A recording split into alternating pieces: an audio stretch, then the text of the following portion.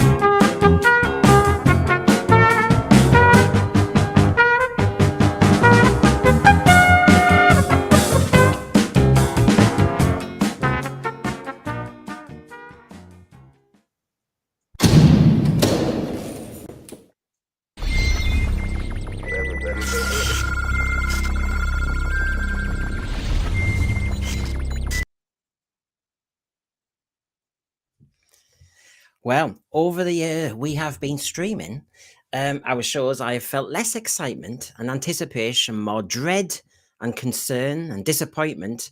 But you always have to try to push, as a Doctor Who fan, some optimism or open-mindedness, haven't you? We are the Sensibilities after all, and that's what we've endeavoured to do for the whole year.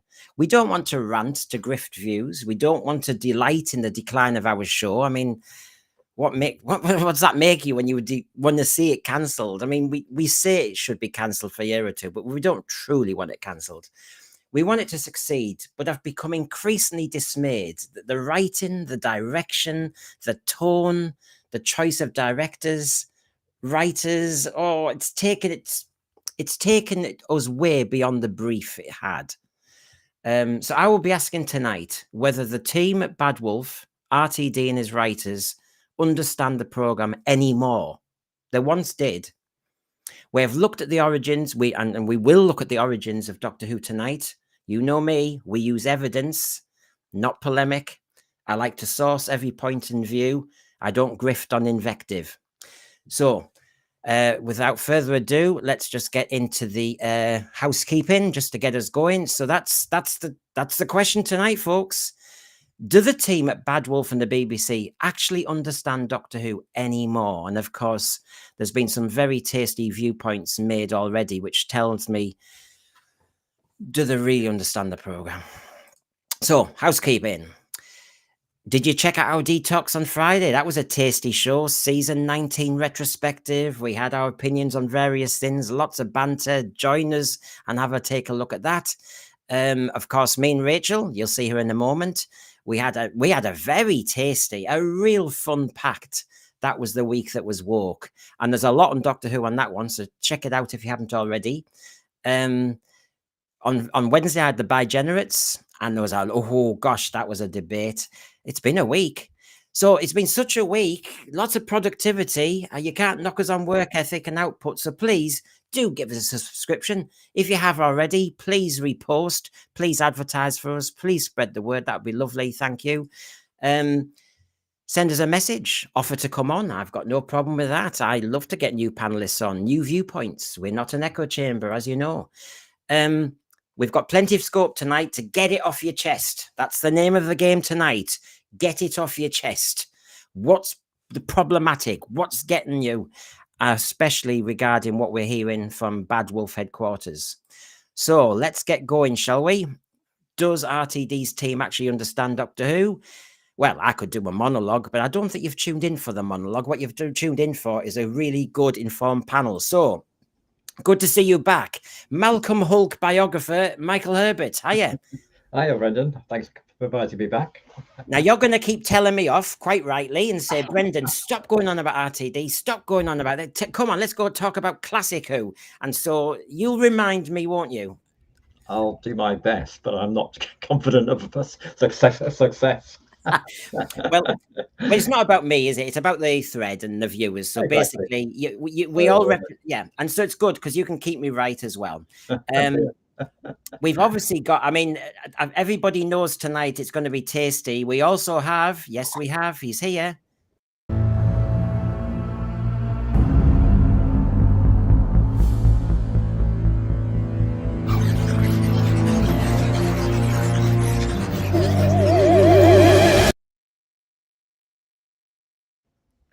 Yes, the The new contrarian shorter here. beard version.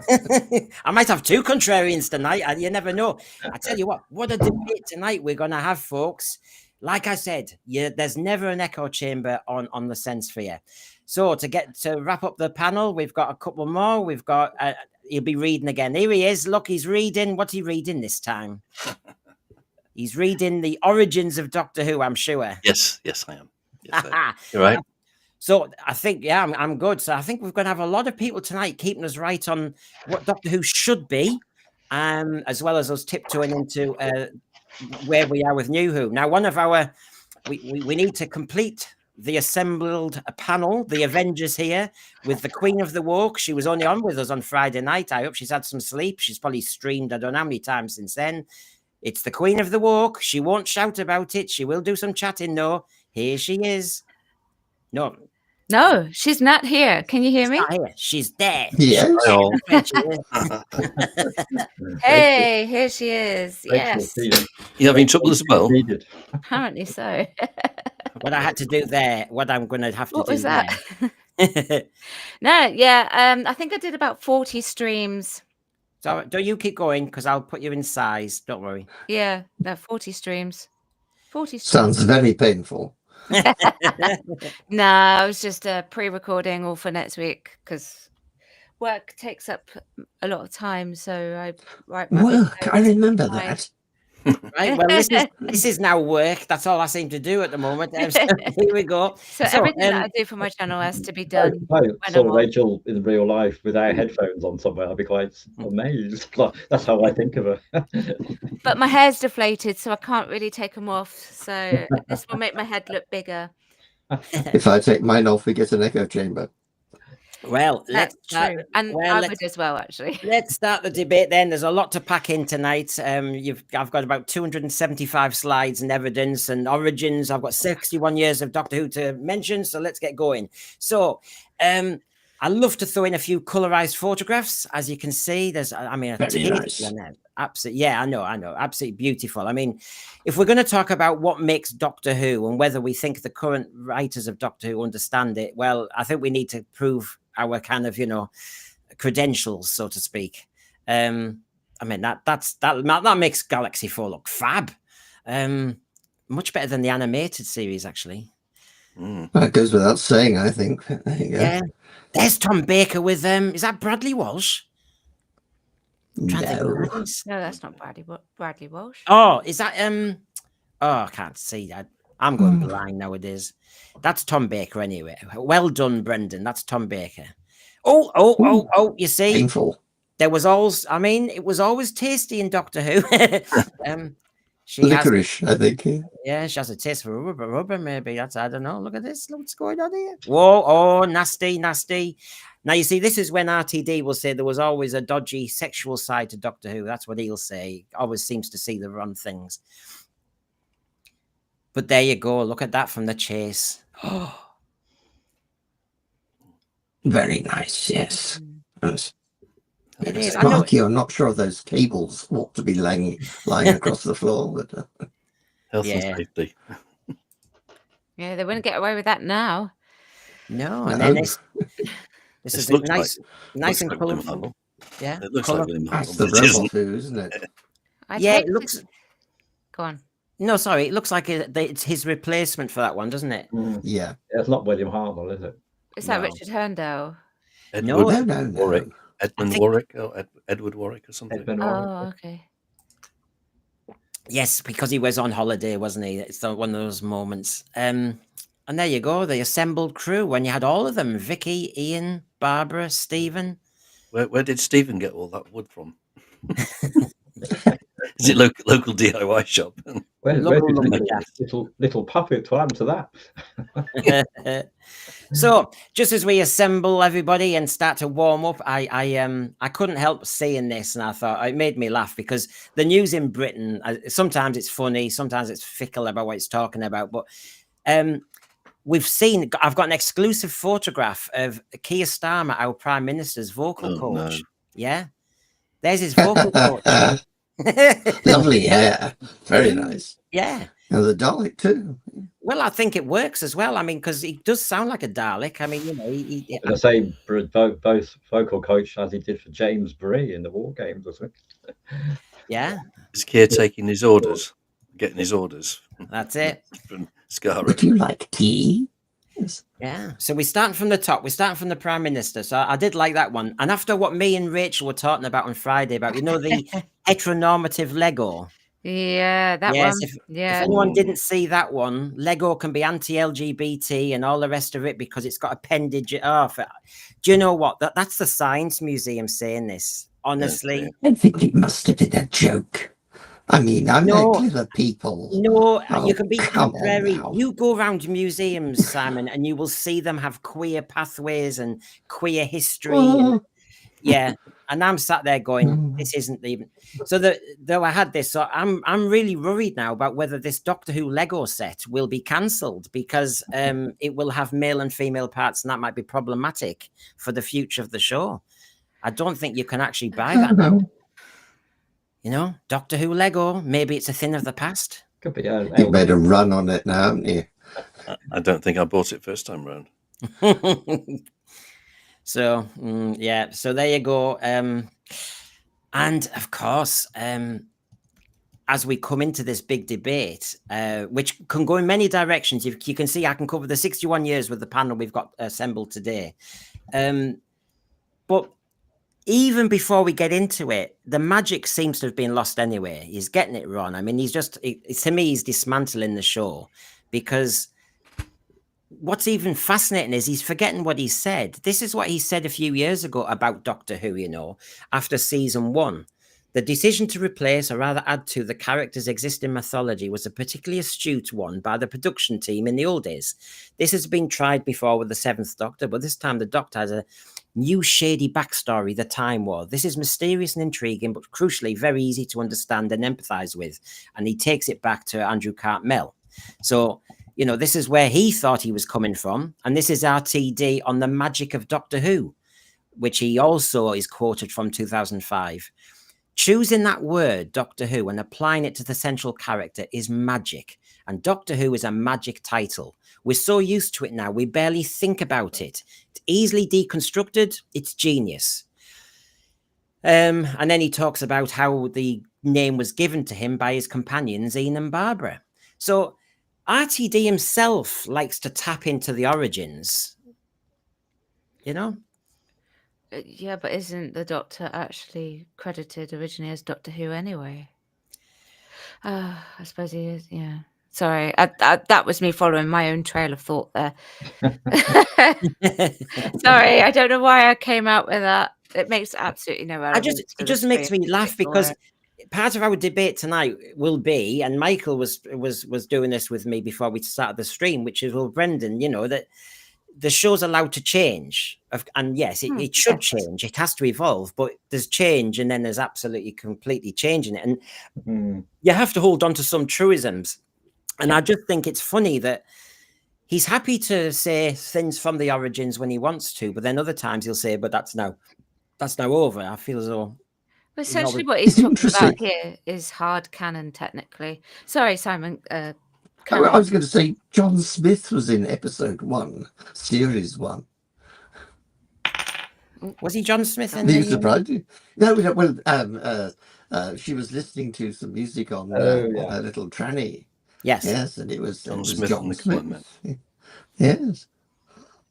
I think the series changed in its first series. First series really, because they were setting off with a kind of fairly Rt'Ian remit of sort of educate the children about space and time and history, and then the popularity of the Daleks.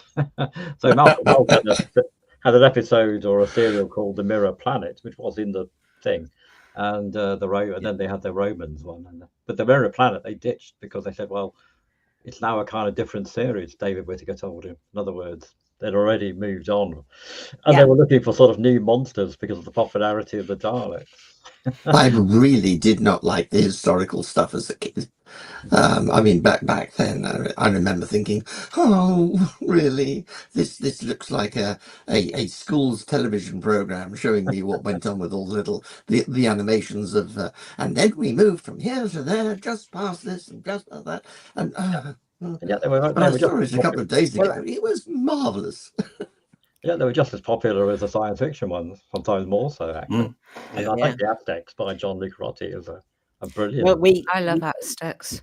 Well, yeah, exactly. I mean, we will obviously be looking at the origins in detail tonight, folks. I will get some of the evidence out, some of it that Michael's referring to there. So we are going to look at it to take us back to what it was set out to be and whether it has stuck to it rigidly, whether it has changed, and we have to, accede some of that.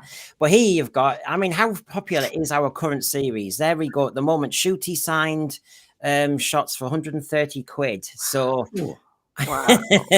Maybe it is popular. Somebody's willing to give 130 quid for autographs of Ncuti Gatwa. There will Only be the people who one, want to though. pay it, though.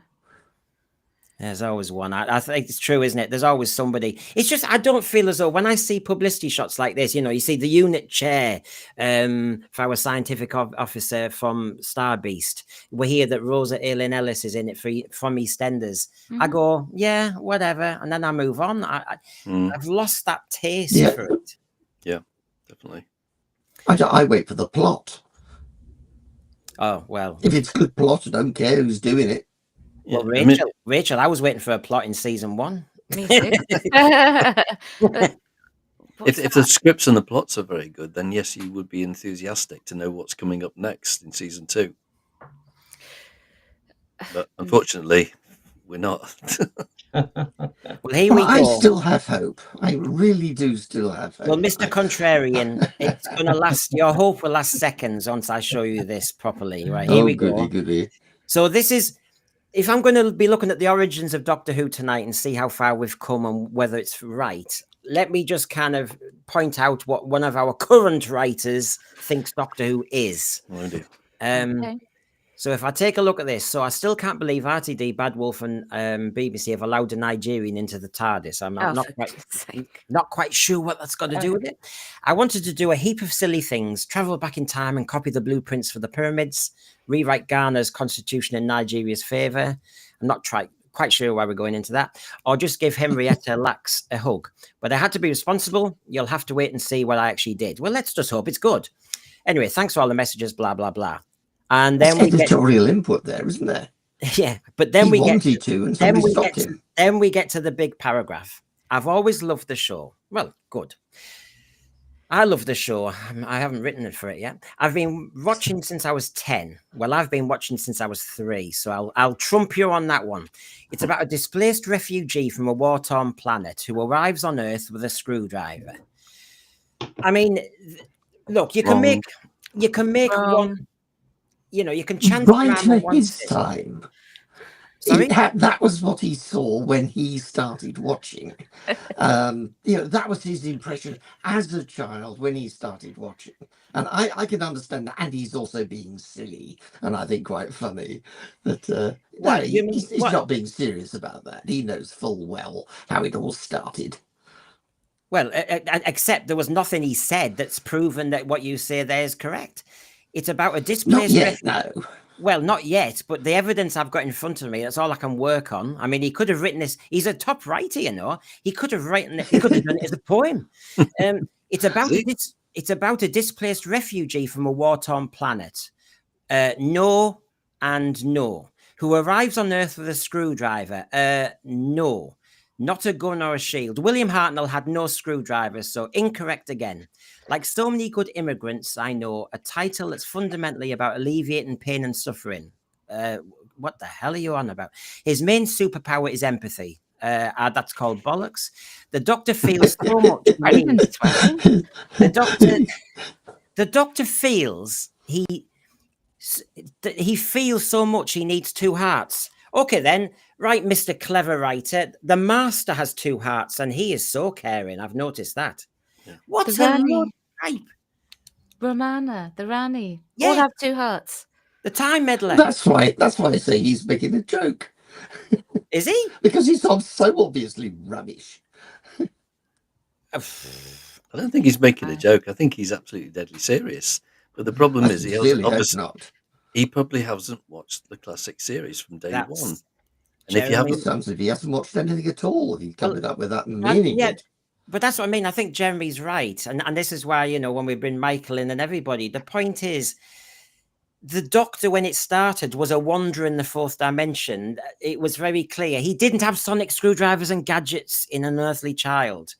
And I'm sorry, but if you're going to write for Doctor Who, even Ncuti Gatwa says he's looked at some episodes of Pertwee and Everybody, which you would expect from the lead actor. I would expect any writer will know their classic Who as well, even if they don't necessarily echo it. But he's talking about just new Who and all the Time Warp palaver. I mean, any actor or writer worth their salt will do the research. You have to. I agree entirely. Yes. Again, why I think this guy was just making an off-the-cuff, silly remark. Well, and that's what writers do nowadays. I thought they all had to be careful what they wrote. He's quite a young bloke, isn't he? No, well, he's not. He's got grey beard. To quote Walt Whitman, the Doctor contains multitudes. He was always been always been so inclusive and welcoming. I will show quotes tonight, as you will in the thread, and so with my panel, Sarah Jane Smith and everybody saying how alien he is, how cold he is, how clinical he is, how different he is. Sorry, question. What does he mean by he has always been they? It's not using the I can't even think of the term. You refer to a person if you don't want to refer to them as he or she, as a they. Non-binary, even though he's referred to him as he. If he's not a he, then why doesn't he just say the Doctor? They. The Doctor, yeah. Well, I agree. I prefer her anyway. It's all too confusing. To me, it's he. It's always been he. But you could. But I have to say, look, I would have advised if you followed the contrarian's path, which I don't actually. David Mullen. Oh, yeah. David Mullen, look at my thumbnail and you know precisely what I mean, that it's not a repeat show, if you don't mind, David Mullen. I mean, I'll call anybody out on my show. The content is identical. Actually, the content, let me just wait. David Mullen, before you clear off, just take a look at my content here and I'll show you it is not the same material at all, if you don't mind. I love people when they are, I'm not allowed to speculate, but they are. Fascinated. There's a quote from An Unearthly Child, which we're going to be discussing, David Mullen. No repeat at all. I'm going to the origins of Doctor Who. People tune into this channel because they are passionate about Doctor Who. That's what you'll get from me. You'll also get quotations like this from The Power of Three. You'll also get quotations like this all the way through. This is what this program is about. It's about passion about Doctor Who. If you call that a repeat, Doctor Who repeated base sieges. Doctor Who repeated invasions. The idea of a repeat, you might think you're being clever there, David Mullen, but saying that, there's no repeat content. And if you really want to get silly about repeat content, you think about 61 years of Doctor Who, when some episodes look very similar to other ones. And we never mourned then. Come on, get real. The thumbnail is not the same as last week. It's not the same as 2 weeks ago. It's not the same at all. I think to people in the thread is that you've got to watch the whole of the programme and then make your assessment. Indeed, that's a thing for all of us. Don't criticise something you haven't seen. Yeah. Well, for example, I wouldn't have a kid in my classroom after 1 minute starting to get arsey either.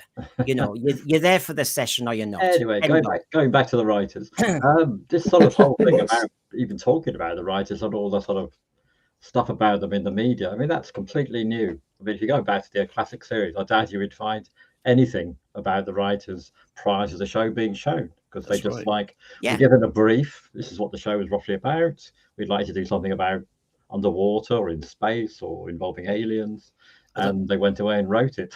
I mean, the Brian Hales or Robert Holmes or John Luke Rotty didn't expect to be featured in the media.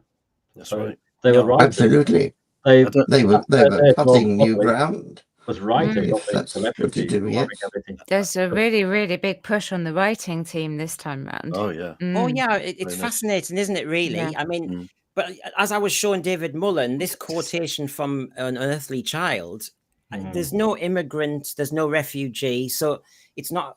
We're not mentioning DEI yet, or I wonder if it's not necessarily a meritocracy that got you onto the writing room.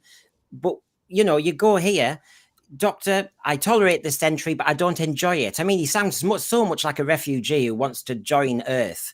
I tolerate this entry, I don't enjoy it. Have you ever thought what it's like to be wandering the fourth dimension? Have you? To be exiles. Exiles, that's the noun. Exiles.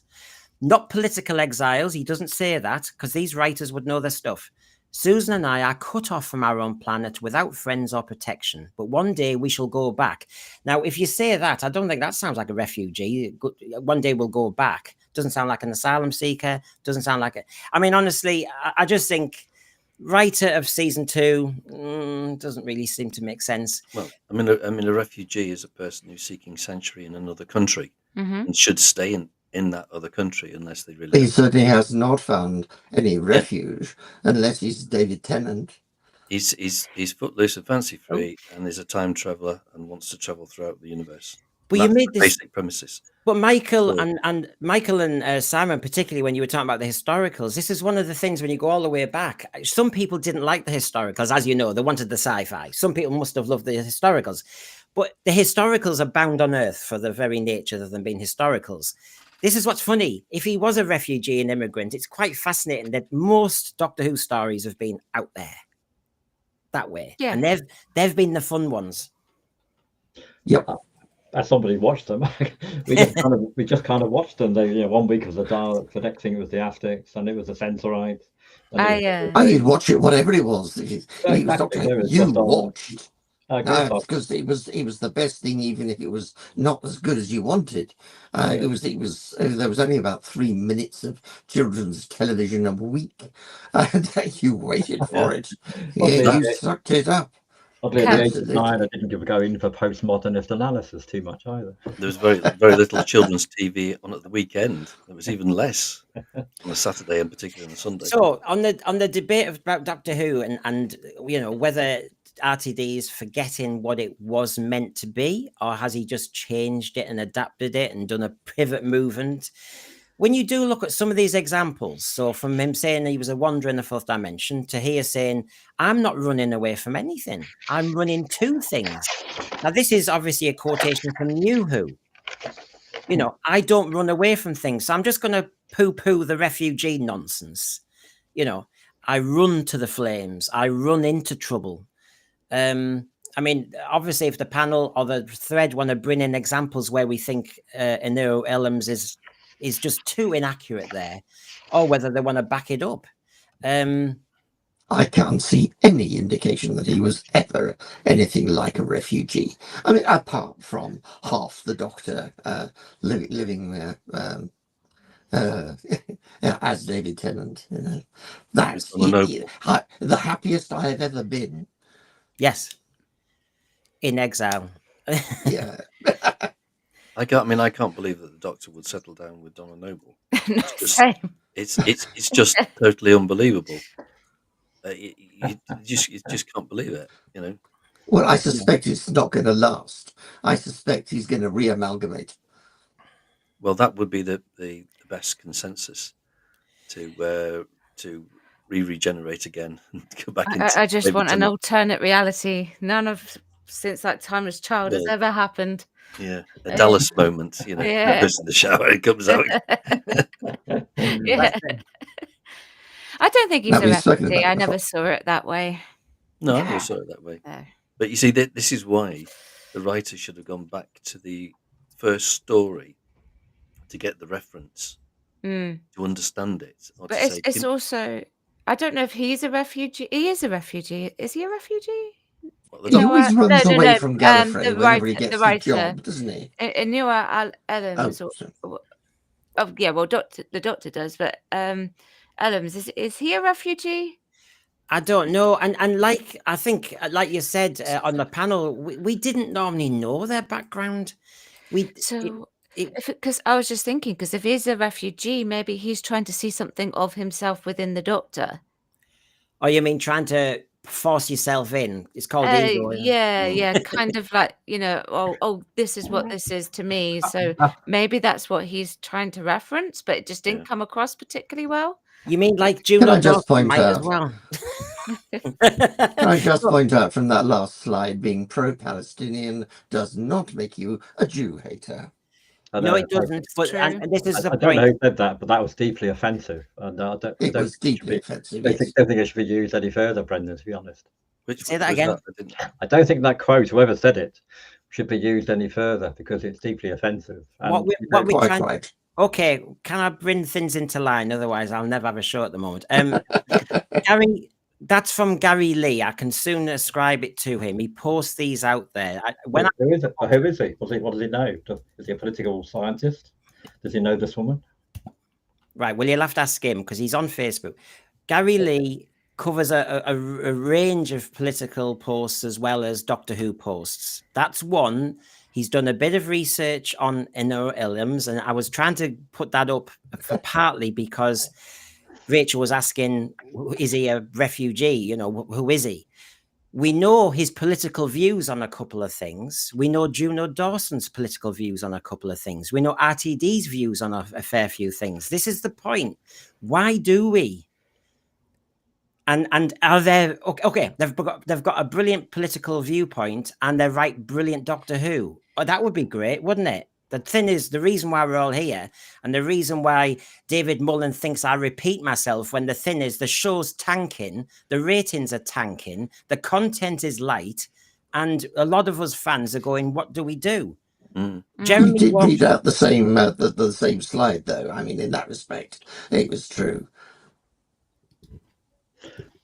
I just, as a personal insight, I've been in quite a few people who go on pro-Palestinian demonstrations who were Jewish socialists. Absolutely. Oh, yes. There's a whole Jewish plot going. I've got my friends who've been very active on Palestine. One of my friends, her father had to flee from Europe because of the Nazis. So they are not two Jew haters.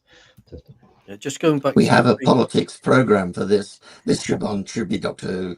Well, I've shown the thread about 5 times tonight. I advertise the thread, so everybody knows what I'm discussing tonight.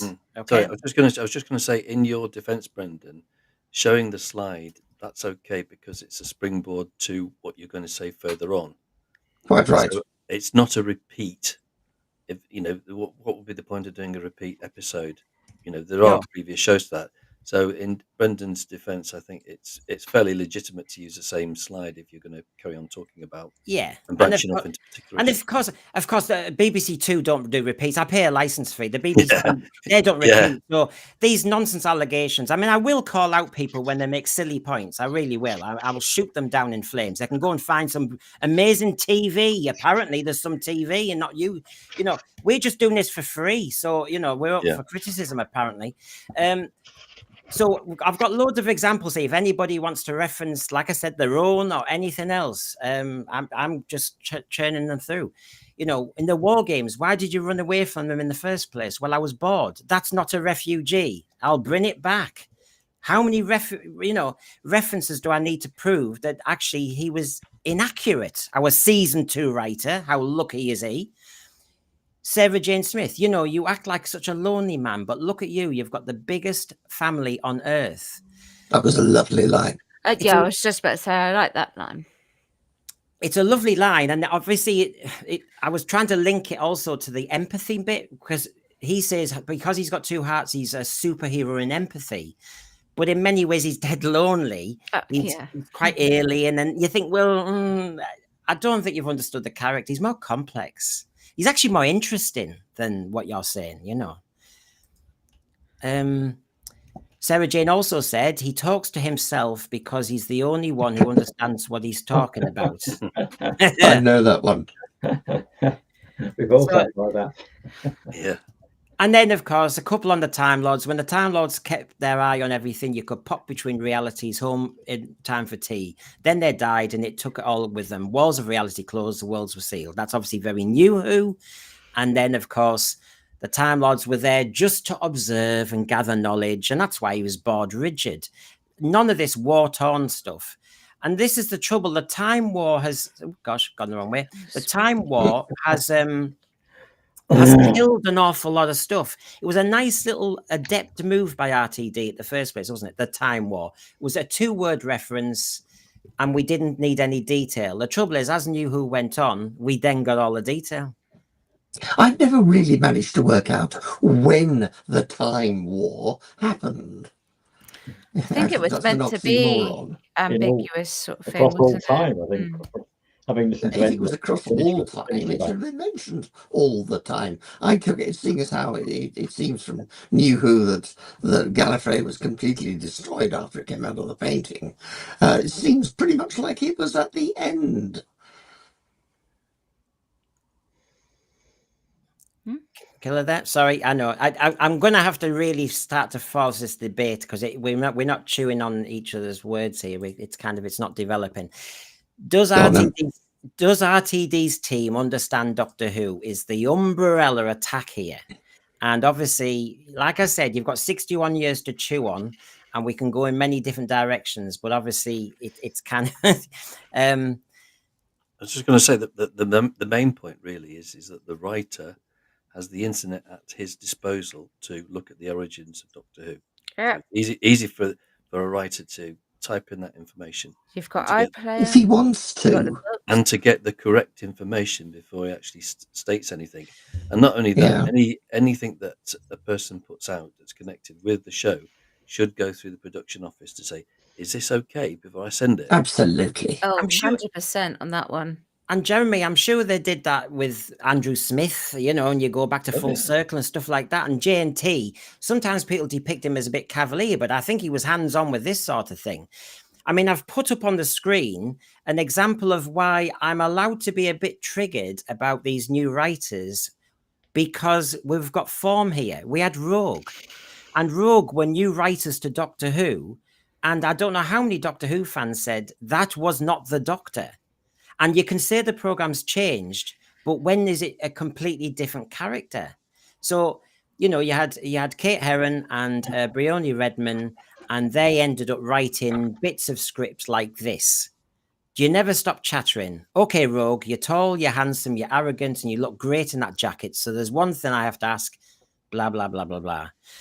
Then they talked about, obviously, the spaceship being a mess, and he'd like to do some house cleaning for him and all the rest of it, because his TARDIS is beautiful and spick and span, and he uses Mr. Sheen. It just sounded extremely domestic. And then when they were placement.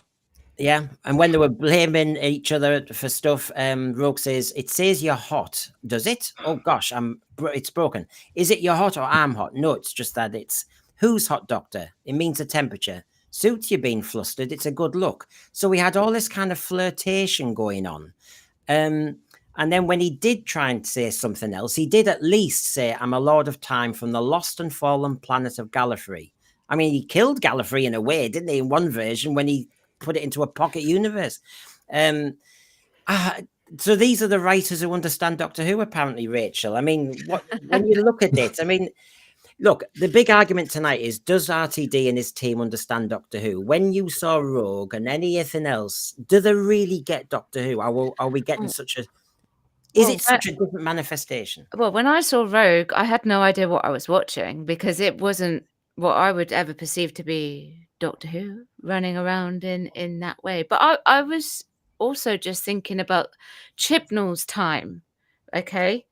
Yeah. I know people are funny about Chibnall's time, but I'm thinking about how he wrote the Doctor versus what we get now.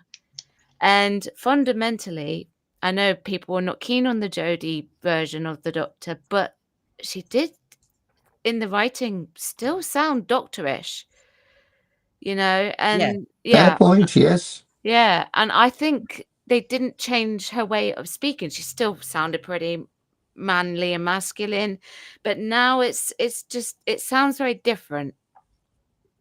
The sound and the writing and the cadences of the Doctor seems to have changed. Yeah, I'm not sure if they 100% get it. It's hard to say because we haven't got the new series either, so we don't know. So I for the new one, fear. Sorry, I fear even if they do get it, they don't want to. They want to be different. They want to rub everybody's the thing is, as the differences. As Rachel was saying, when I went through the whole Rogue episode transcript as an example. I churned through it excuse me, and when I went through it, I was surprised how much honey, babes, and everything was in it. Yeah. I actually was amazed, and so it was interesting that had been written in, and it was funny that in the old days they used to say that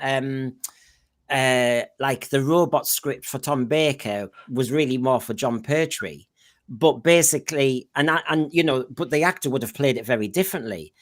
They said that about Peter Davison with some of the early scripts. It's interesting that with Classic Who, you might have got a script that was really written for another Doctor, but they brought their interpretation, whereas now it seems to be written into the script. Well, transcript is the words that were said in the program. The script is the words that were supposed to be said in the program. He might have just dropped them in himself. Clearly, what we're missing here is the remit from the script editor, or what they call themselves nowadays, Lord of the Universe. So that would have seems there wasn't a fair amount of detail what they wanted from the episode and what they wanted from the writers. And go on, Michael. And I imagine that the writers wouldn't have written a word nowadays that RTD wouldn't like. That's true. And I also didn't. Sorry, what am I saying? So I'll get there in the end. Didn't RTD say that he didn't like people changing what he's written? You know, Simon, how you get some of those writers that are very particular about what they've written. They want it word for word. Oh, yes, absolutely. Yeah, but I wonder if he would dare shout Ncuti down. Yeah. I would hope he would. Well, he said he saw the rushes and he adapted his script when he saw the rushes. So he actually said Ncuti did his version, then he rewrote the script. Interesting. Interesting. Now, there's the thread's on fire, just like my mouth is. Kinda cool. The character Ncuti is playing isn't our Doctor. Ncuti is playing a horny 30-year-old man. Yeah. I remember Peter Davison was young. Matt Smith was young. But they didn't play it like that. In fact, they were much more interesting and unpredictable, which is what he is in real life. Not much acting going on there. Again, this is what RTD wants. I think I said in one stream ages ago, and was you can have those actors, like I said Kenneth Williams, but I didn't necessarily mean Kenneth Williams. But there's certain actors, they play themselves. It feels like a persona.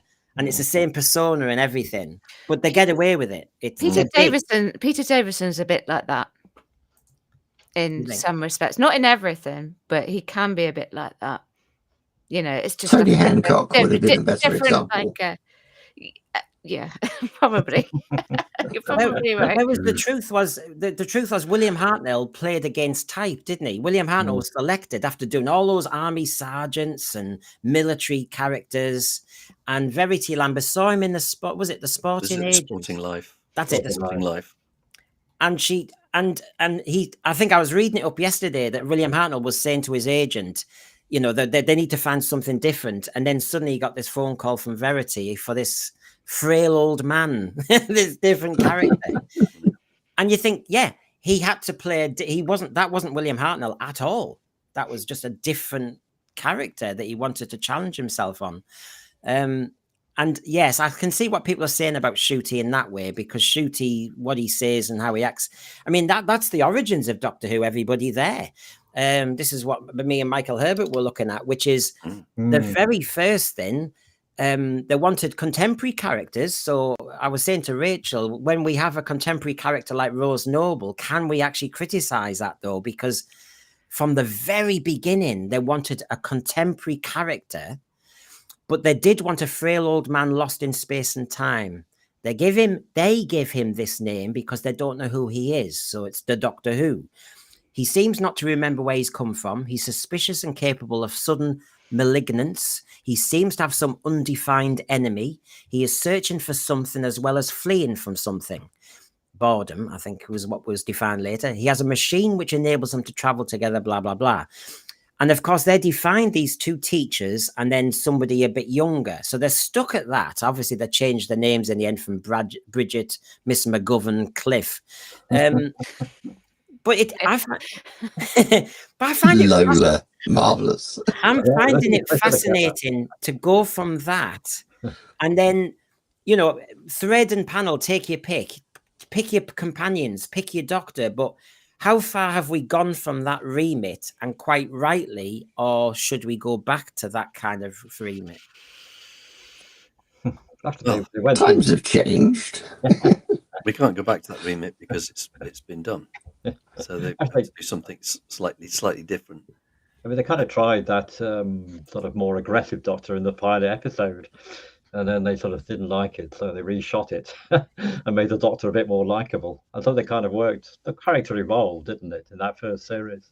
He did soften. After about 3 stories, the Hartnell's Doctor did soften. And also got quite humorous and engaging, and also light sometimes, also quite stern and authoritative. Depends upon the story and also the writer, I think. So he was capable of quite a big range, Hartnell, more so than people generally remember, which is why I'm hugely fond of him. What's interesting is in the program notes in those early days, they said you can work on the mystery of the Doctor, and you can come up. They even said you can come up with an explanation for the mystery. You can come up with a rationale, but by the end of your own story, you have to then leave it open again. And it's fascinating. They really were strict and say, yeah, enjoy exploring that mystery, exploring his origins if you want to, but by the end of your story, you have to leave it open again. And so, you think of Chibnall, Timeless Children, yeah. It's an interesting bit in the, just looking again at the written document from 63 on the notes and approach, and there's a bit about which season you've got the original copy there, haven't you? Into. Was it by means of Doctor Who's machine Aladdin's palace sailed through the air? Was Merlin Doctor Who? Was Cinderella's godmother Doctor Who's wife? Was Jacob Marley Doctor Who slightly tipsy? It sounds quite a lot like news. Yeah. But this is kind of slapped down by Sidney Doman. I don't like this much. It reads silly and condescending. Doesn't get across the basis of teaching of educational experience, drama based upon and stemming from factual material and scientific phenomenon and actual social history. Doctor Who not have a philosophical arty science mind. So I think in many ways. And what you were... Sorry, carry on. Yeah, sorry. I was just going to add to what you were saying then, because we've both been looking at our notes. The bit I said about the mystery, there it is on screen. So as you were listening to Michael talk about the early notes for Doctor Who, this one explaining that you have to leave everything inconclusive after every story. And just to add to this discussion, because there's been a big debate, folks, hasn't there, about we've gone to fantasy. We've gone to fantasy. How dare we? Rtd's done 2 years of fantasy, the pantheon of the gods. Now, it hasn't happened yet. Well, it has. We've had one up yet. No, we've had one season already, Simon, of that, and we're going to have a second season. So what I'm saying is, in the early production notes, you had science fiction deliberately avoids character in depth. In science fiction, the characters are almost interchangeable. We must use fully conceived characters. The advice was the types of science fiction you should do. And then the second one is make it deliberately unsexual. Women are not really necessary to it. We must add feminine interest as a consequence of creating real characters. This is what they were trying to do. They were aware that science fiction wasn't going to be popular, but they wanted it between jukebox jury and grandstands. So they were trying to think of something that would work. Now, is he right, RTD, to decide for a few years he's going to go down the fantasy route and away from all this sci-fi? I don't think so. I don't know. I can't really answer that. I don't think he was right. The science fantasy, or his science fantasy, doesn't work quite clearly. So he needs to go back to quite clearly indeed. Well, this version of it, anyway. I mean, in a sense, they kind of went back for classic Gothic horror in the sort of, Philip Hinchcliffe era. Yeah. I think that's a no from us. I mean, those original notes that Michael's got, fascinating. Yeah. Absolutely fascinating, aren't they? It is, because they were doing some thinking. Let me just kind of remind everybody, if you go back to the origins of Doctor Who, whether we think it should have changed from that, and I don't know if that jury has actually settled on that one, whether it should have changed. I mean, having 2 teachers at the beginning, how far do we go? If you had a teacher now, would that be so terrible? No, because we had a teacher called Clara. She was in Coal Hill School, let's remember. So it hasn't changed that much. I've forgotten that.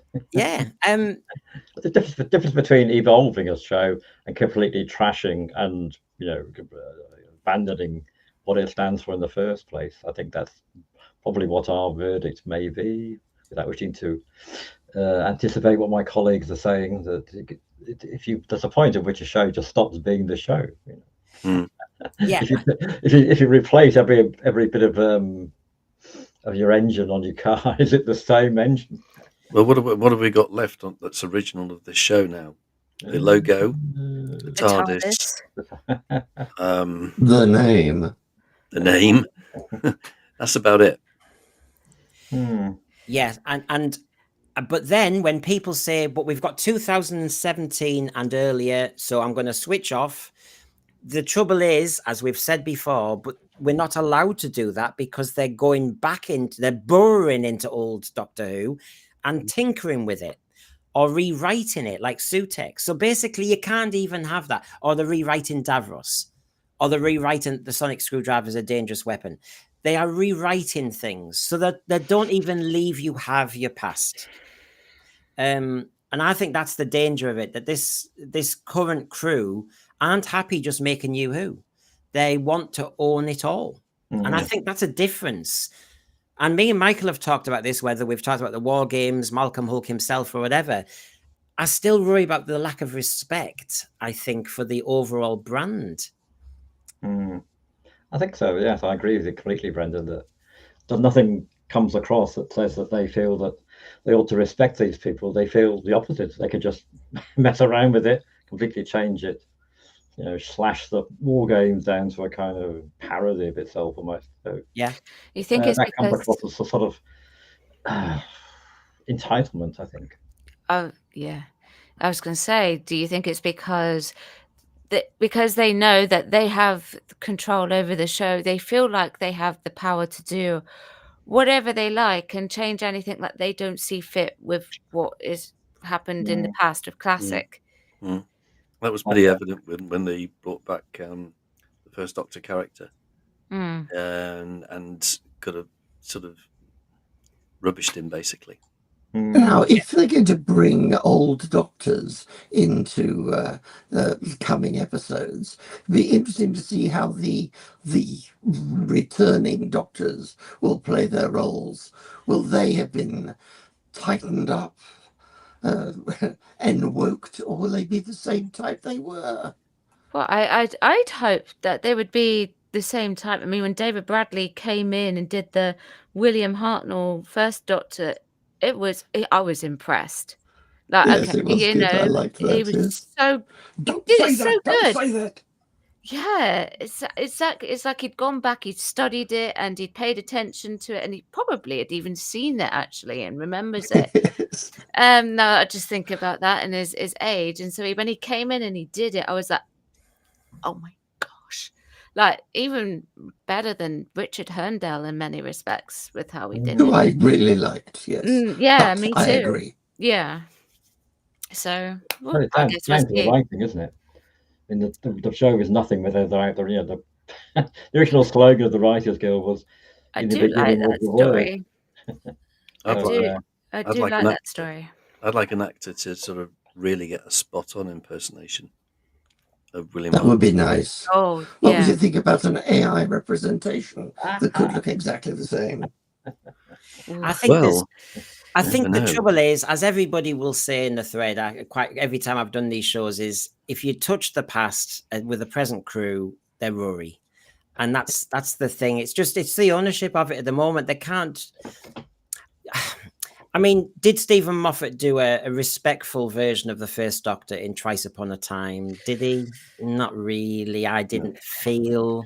I think David Bradley's trying his best, but I didn't feel the script was with the sexism lines and stuff like that.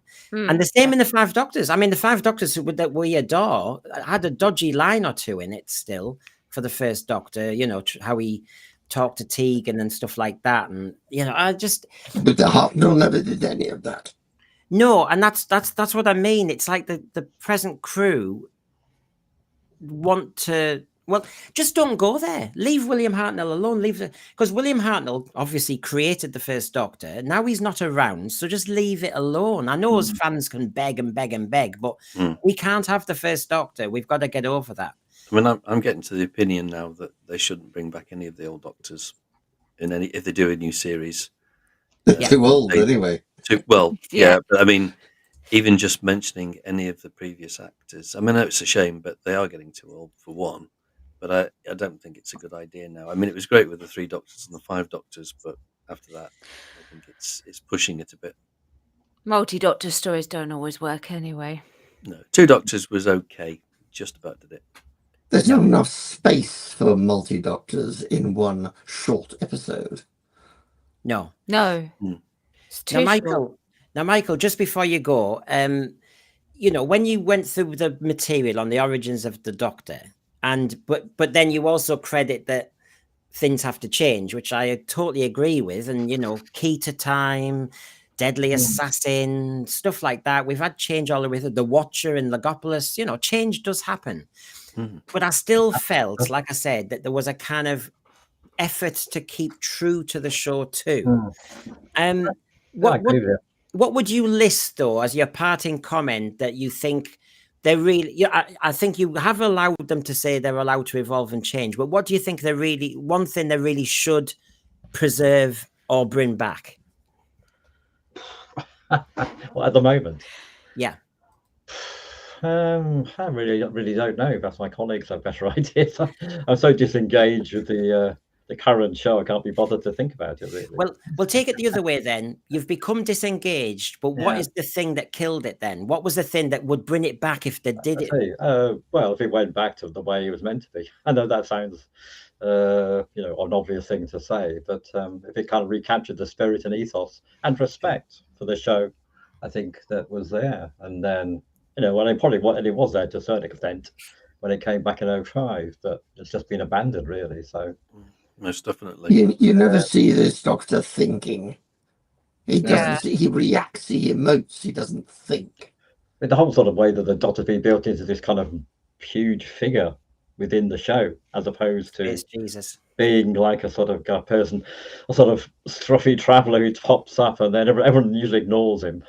Usually locks him up, and then eventually people start to say, well, actually what you're saying, Doctor, is right, and they start to kind of move to the center of the story and sort things out, as opposed to being this kind of mythical super being that he was turned into in the... Well, what does Inua Ellams say? He says he's got a superpower. No, he doesn't. He doesn't. That's not the point. He's just an alien who's traveling, blah, blah, blah. No. The one thing, Michael and panel, that me and Jamie were talking about that I think has already been lost, and you who did it for a little bit, but Classic who did it a lot, which is, you know, when they land on a planet and the scanner might be bust, or some of the measurements or the readings don't work, and there's still that trepidation, that peril as you leave the TARDIS. That's been gone. Now you see them on a shopping trip and they're having banter about EastEnders, or they don't seem to be bothered. You watch 73 Yards, you watch them in the Rogue episode. Oh, it's Bridgerton. Oh, it's this. They're just waffling on. It's verbal diarrhea. There's no jeopardy. There's no tension leaving the TARDIS immediately. None of it. It's gone. They were normally arrested for something in the first episode in the old days. Just walk out of the TARDIS. Oh, hands up. You killed it, yes. Well, think of Curse of Peladon. The TARDIS landed on the ledge. Oh, yeah. In seconds, you had the problem. Or in that one where the TARDIS breaks down completely and it's in darkness and Sarah's wandering around being Death of the Daleks. Real kind of slightly creepy threat. Vanished, doesn't it? I think. Anyway, it's been a real joy being on the program again, and I hope I haven't upset people too much. No. We'll see you again. Have a good night, Michael. Bye for now. Back to my proofreading. Bye for now. Bye. Yeah, bye now. Cheers, mate. So, look, I think that sense of wonder and adventure's gone even in them first few minutes. I think they've lost something there. They're so busy in these 45-minute epics trying to rush to the companion story and whose relative is she meeting this week, that we're forgetting that moment. I mean, and they did it with Billie Piper. That moment she stepped in the Unquiet Dead into the snow in Victorian England was a fantastic moment. And I think they are starting, whether they are too familiar with their own show because they've all done it twice, whether they've become too familiar, complacent. Yeah. So now they want to dabble. Now they want to experiment because they're like I keep saying there. I think just like the Doctor was bored with Gallifrey and so ran a mile, they've run a mile from the science fiction franchise and they want to experiment with fantasy because they're bored. I would like at the beginning of an episode with a new character for us to actually get to know the character before they're in some terrible situation, because otherwise we don't care, we don't know them. I can see that you've got to have a hook first to keep people interested. But with Rose, we had that because, things got blown up, she got chased. It's fairly easy to do, I would have thought. Do you think we should go back to a longer format? I mean, not like 4 stories that they used to do, or 6 stories, but just like have 2-parters on a more regular basis. That would be good. Yes. Yeah. Do you know what? Two 45-minute parters, not 2 25-minute. I was quite resistant to this whole. I heard them starting. People were starting to say in this new TV world whether Doctor Who might have to go into just being specials across a year, and I thought, oh no. Do you know what I could maybe now buy into? And that shows you how far I've sank. Is over a year since they can make 8 or 9 episodes if you include the Christmas episode, 3 threes. So 3 trilogies across the year. So you could have a Halloween 3 episodes, one episode a night. So you've got 2 cliffhangers. Then you could have 3 episodes Easter, and maybe another one around Christmas. Then you get Doctor Who sprinkled across the year. They are kind of specials, but you get your episodes and you get your cliffhangers and you get a longer story. I think they should make it how they used to make it, where they had it from September onwards up to December, and that feels right to me. Starting in April, what? It's weird time to show a Doctor Who. Well, you see, the BBC used to have its autumn season, so they make the programs 9 months before and whop them on September onwards. I agree with you, Jeremy, but are you arguing for something that's not possible? When you said September to December, so if we get 8 episodes of Doctor Who, that's 2 months, isn't it? It's a slightly short season than what we used to have. So we used to have Terror of the Zygon starting in late August, and it will go all the way through to Christmas, a normal season. It's usually the beginning of September, I think. That was when the autumn season started on BBC One. Yeah, Terror of the Zygons, I remember, was early one year because I was still on my holidays. Yeah, it's just because it was advertised, and you thought, oh, it's still sunny. But the point is, I know what you mean. Are you saying 8 episodes just plonked in the autumn term? Is that what you're saying? Yeah, I think so. I mean, that's when it seems to work best. I mean, as I said, April and May is odd to me. And people are going on holiday and people going to events outside. You've got a more captive audience from September onwards.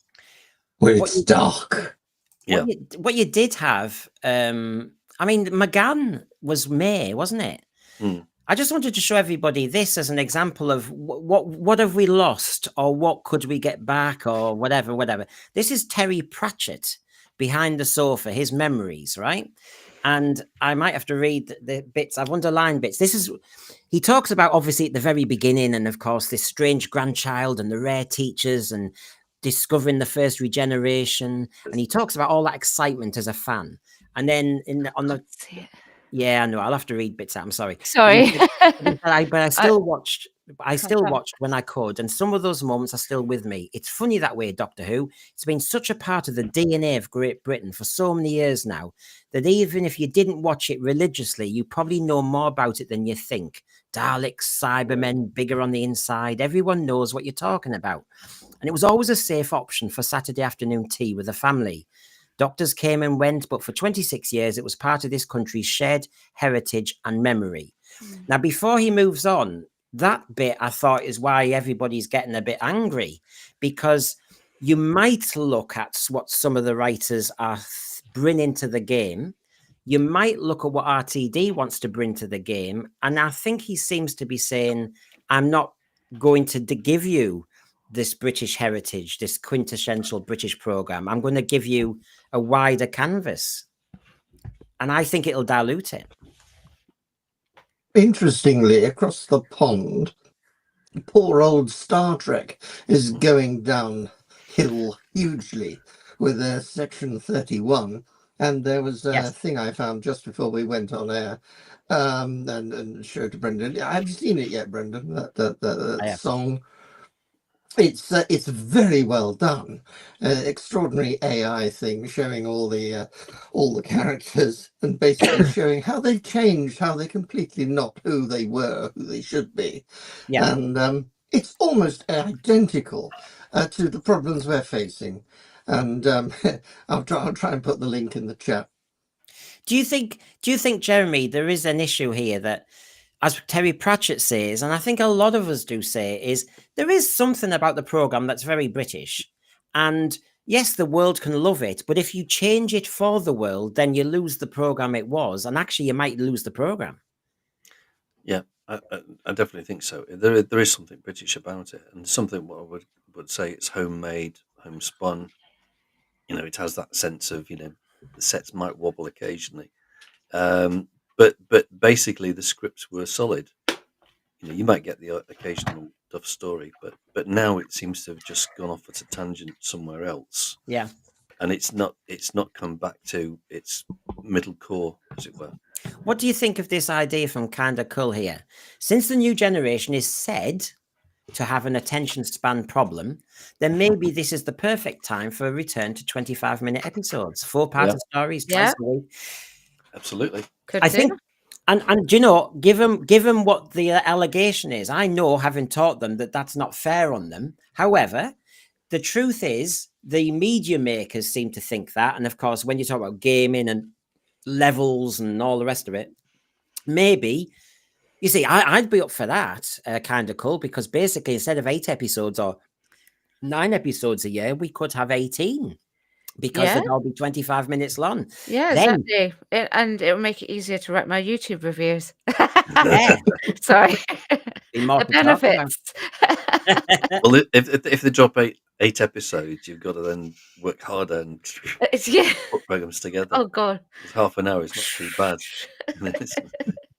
Now, to add to our debate on the main topic about do they know what who is after they changed it too much, I want to bring in some vox pops because this might help. So here we go.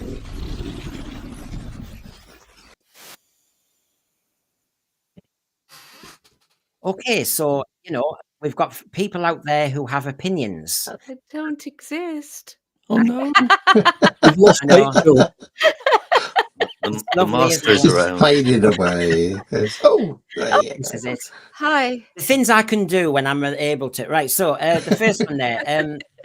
We've got Deja Vu. The giveaway is that we know more about the background of the new writers than anything of the stories they will be contributing. And we are expected to applaud that because that's what they are bringing to the table. Otherwise, it's spoilers.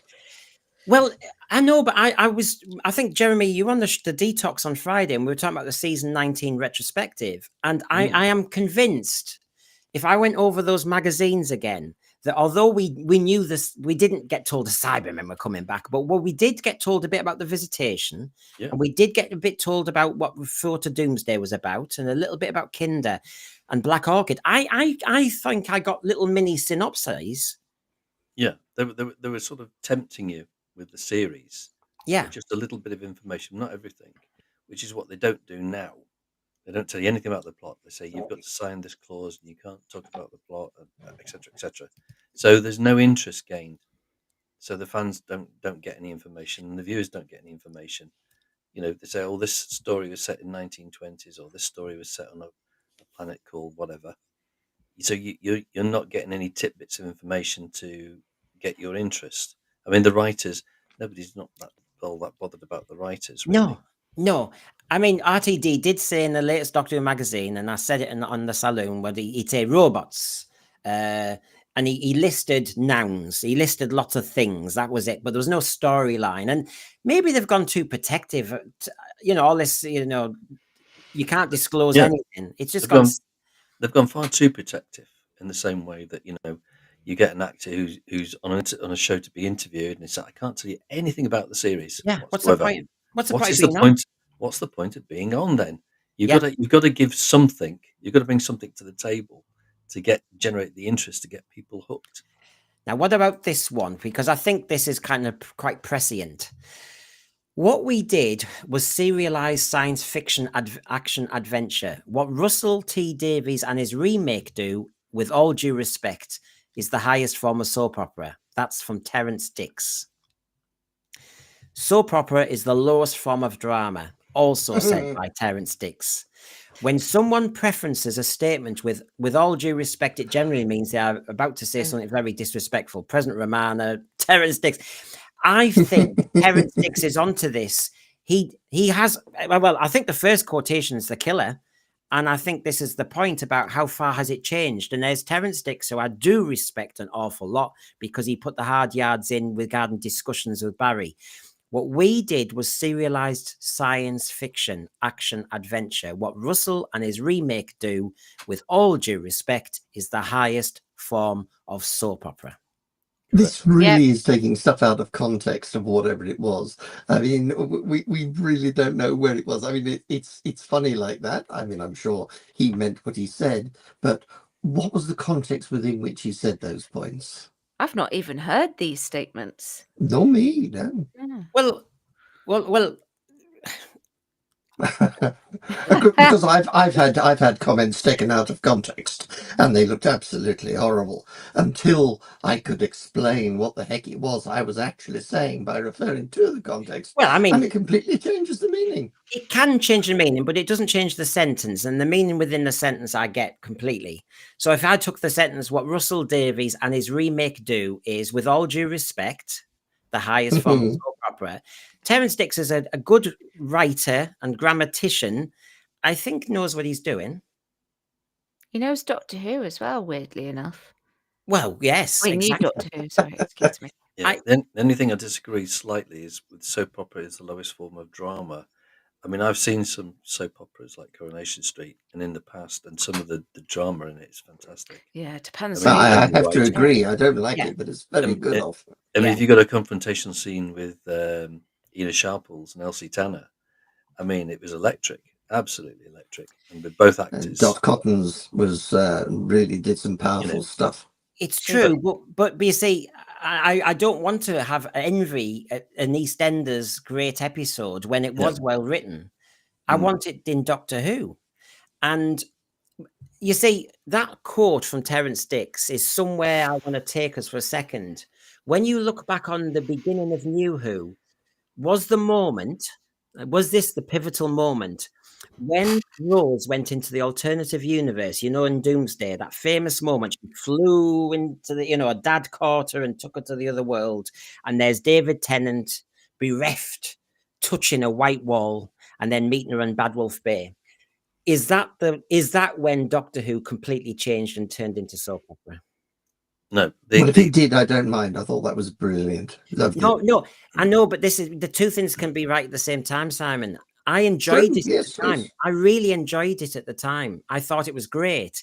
In retrospect, I just wonder if it was the start. Thin end of the wedge. You know what I mean? The soap opera bit was probably in Rose, where she has a boyfriend, Mickey, and they're talking about, I fancy some chips and blah blah blah. So that's the everyday mundane stuff which you could class as probably soap opera. I saw Mickey in bed with River Song yesterday.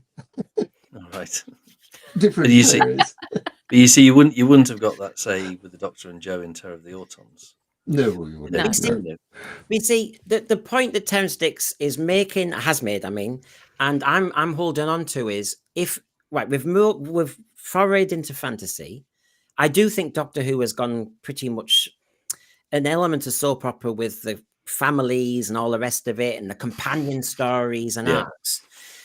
Now, since overall the ratings for EastEnders and that I mean, EastEnders has done a valiant battle in the last year or two, but overall they're tanking soaps, aren't they? I mean, soaps are now going. There's one episode a week less they're going to do in the future.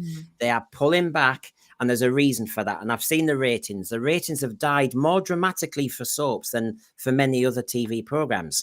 So you're saying comparative ratings rather than just well, as you know, they were hitting 30 million, weren't they? But they've dropped to 2 million. Dropped. Everybody else had high figures as well. No, I know, but what I'm saying is comparatively it's dropping. No, but they've dropped like a brick comparatively. Right. But what I'm saying so what I'm saying compared is with other programs on at the same time. So what I'm saying is, Simon, is therefore, is it foolish for RTD to make Doctor Who so proper because it's tanking? Can we get some young Doctor Who viewers' opinions? Could there be a sort of a junior sense sphere? Is a thought for you? Well, I ask them, they don't come on. I've asked you your opinion. It's like the junior brain of Morbius and the junior giant robot book. I mean, is there anybody on the thread less than 20 years old? Right. Well, since you can't answer the question, I'll answer this one then. Oh, you've got them. Okay. Yeah. Got the 28-day ratings, I was going to say. So, Joy to the World, final ratings there. So that's young, old, everybody on the planet with a heartbeat. The plus 28 viewing figures for the Christmas week are now available. Joy to the World has now been seen by 6.38 million. Now, 6.38 million. That's 1.62 million down from Church on Ruby Road. That's not hot to trot when we know that Gavin and Stacey and Wallace and Gromit are way into the 20 millions by now, running away into the sunset. The War Games in Colour they see as successful ended up with an audience of 430,000 people. Now, that's on the peripheral channels. But on the ratings front, there you go. If you really want to compare all the way down on audience appreciation, on audience share, and on the millions on not watching. If he understands the program, people have decided they don't like it anymore. Maybe RTD does not understand the program and people want it back. And until he brings it back, the ratings will tank. Well, there's quite clearly something going wrong, isn't there? I think so. But it's trying to identify what is going wrong and correcting it. You've shown us figures for other shows with higher viewing figures, but none of those other shows had anything in them that I'd want to watch. There aren't any alternatives to Doctor Who that are even faintly science fiction based. I want some proper competition, shall we say, science fiction competition. We used to have Blake 7, lots of other shows. Well, maybe that's part of the problem. They don't have any competition. It's just too easy now. And so people are just like, well, we might as well not watch it. Because, it's just Doctor Who. We have nothing else to watch. We got other things like reality TV. So they just go over to that instead. You've got here somebody in the thread was talking about Chibnall's era was stronger. I suppose it depends where you look. I've got the one for the end of the era where you've still got it in the 70s on audience appreciation, bumping around 3.5 million for Flux. It wasn't. I mean, the present series, yes, is bouncing around 2 million for overnights. The overnights for Flux were 3 million, and the Daleks were they aired at the same time? Not at the same time, but same time of year. It was a Sunday, wasn't it? 7 o'clock. Yeah, what time of year is it? The time of year? I'm not making an excuse saying it's the time of year that's affecting what's going on. Just saying if it was comparative with the time of year. I know. I'd have to widen the screen on that one because it goes further along the Excel on what time. I know what document you're using. Yeah, And here you've got. I mean, look, Journey's End, Stolen Earth, 91 for audience appreciation, 45% of the audience.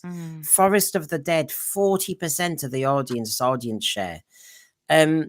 People were happy bunnies during this era. They were happy. Look at Voyage of the Damned on Christmas Day, 50% of the audience. This is when Doctor Who was grabbing the excitement levels. It was the zeitgeist. It was people wanted to mention Doctor Who and they knew what they wouldn't be laughed at. It was almost trendy. This series 4 yes, was fantastic. Yeah. Like, out of everything that he had written, this was probably his strongest. Like, I think it's because they had the Impossible Girl storyline, and it was just this. It was great. What's shocking? I fully agree. Brilliant stuff. Yes. What's shocking is, and it's a shame, RTD. That's roughly how he ended. I know he had a few specials after this. But, this was his last season of Doctor Who, and my God, it was landing. He should have finished on this.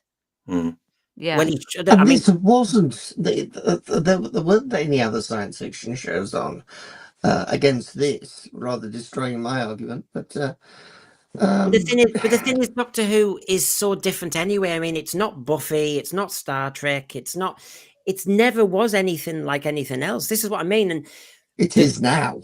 Yeah, well, this was always my point, wasn't it, Rachel? I always said, why is RTD always quoting Stranger Things and other programs? We don't want to be them. I mean, in this, you've got your new aliens, you've got your historical episode, you've got your Sontarans, you've got your Daleks, you've got your alternate realities, you've got your bottled episode. I mean, it's all going on in here.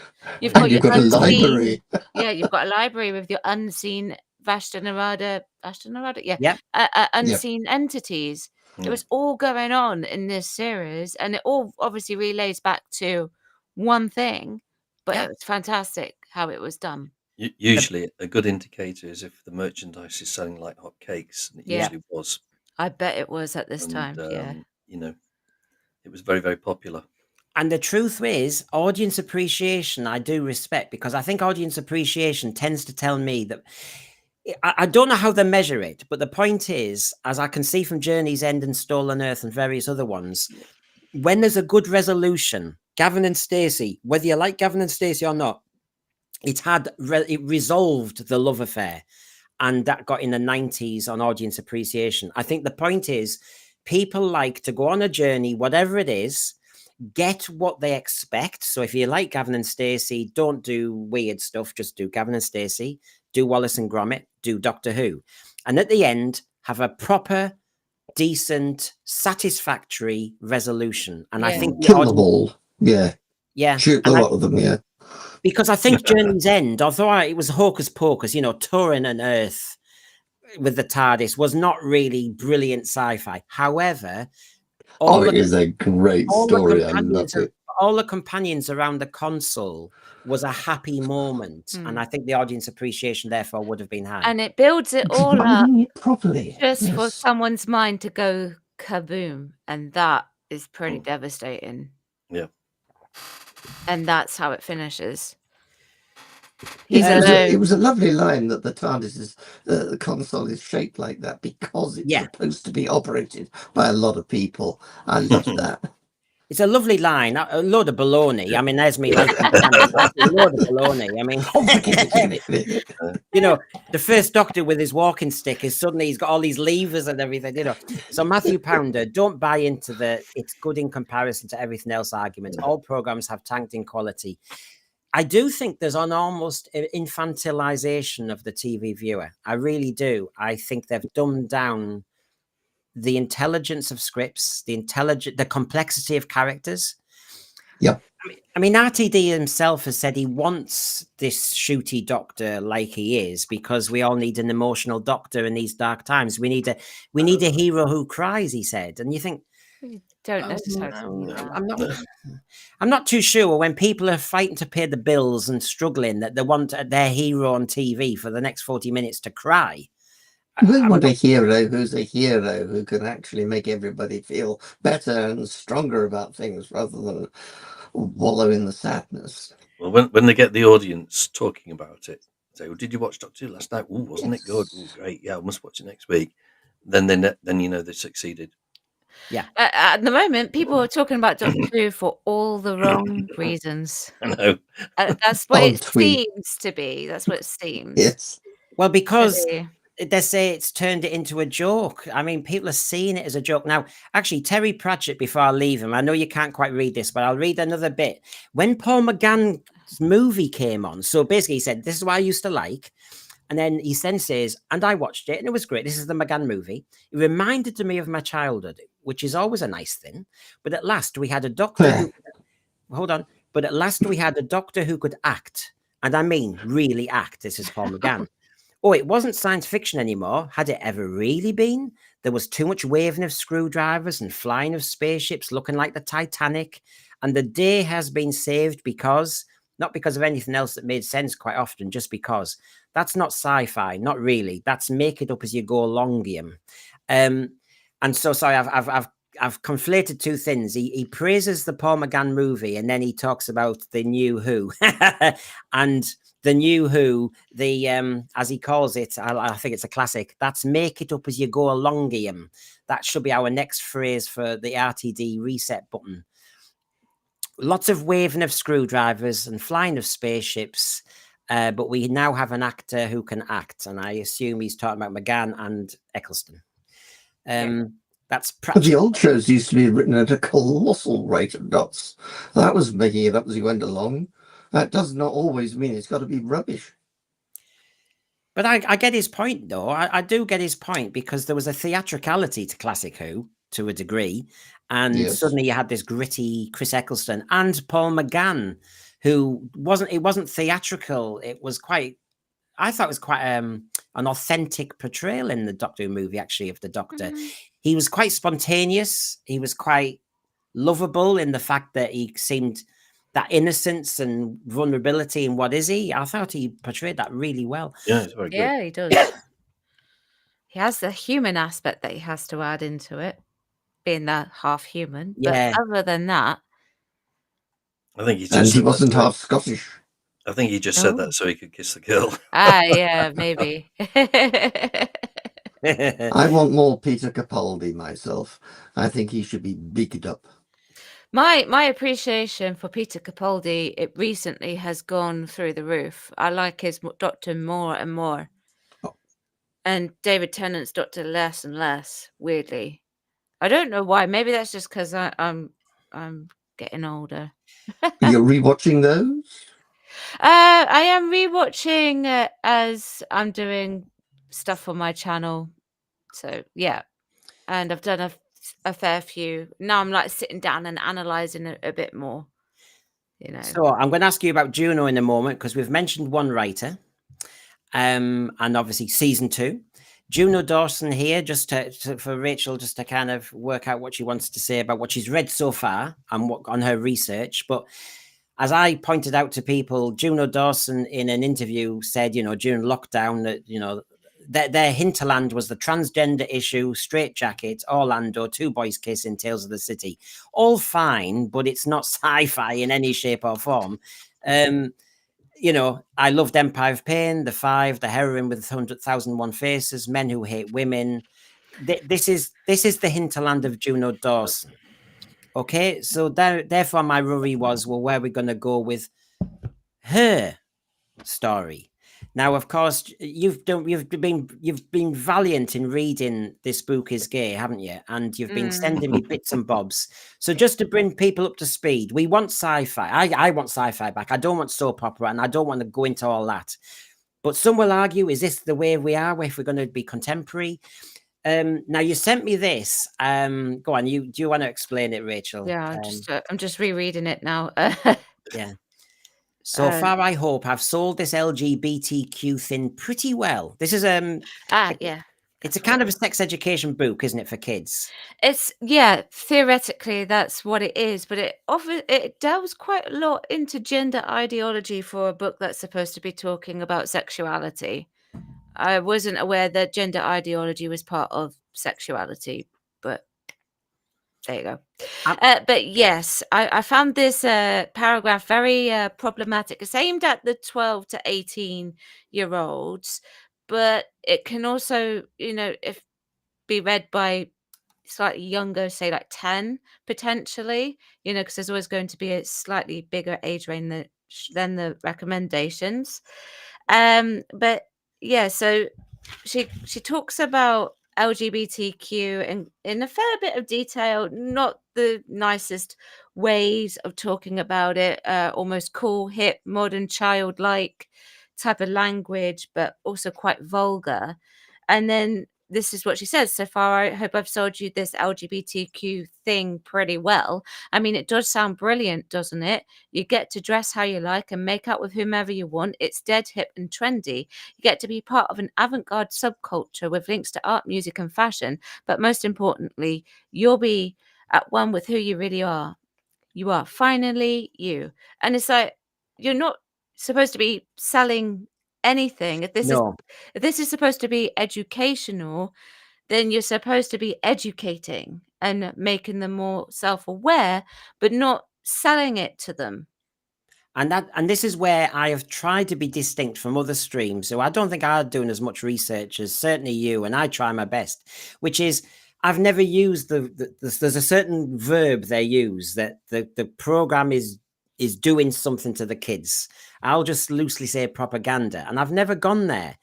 But actually, when you see that one of the Doctor Who writers is happily, when it should be a factual book about sex, is actually selling an argument, then you think, well, please don't do it on Doctor Who then, please. It's like coming to terms with sexuality and all of that's involved in like understanding all of that. But it's very childlike. And the language is quite vulgar. I wouldn't put this in a school. No.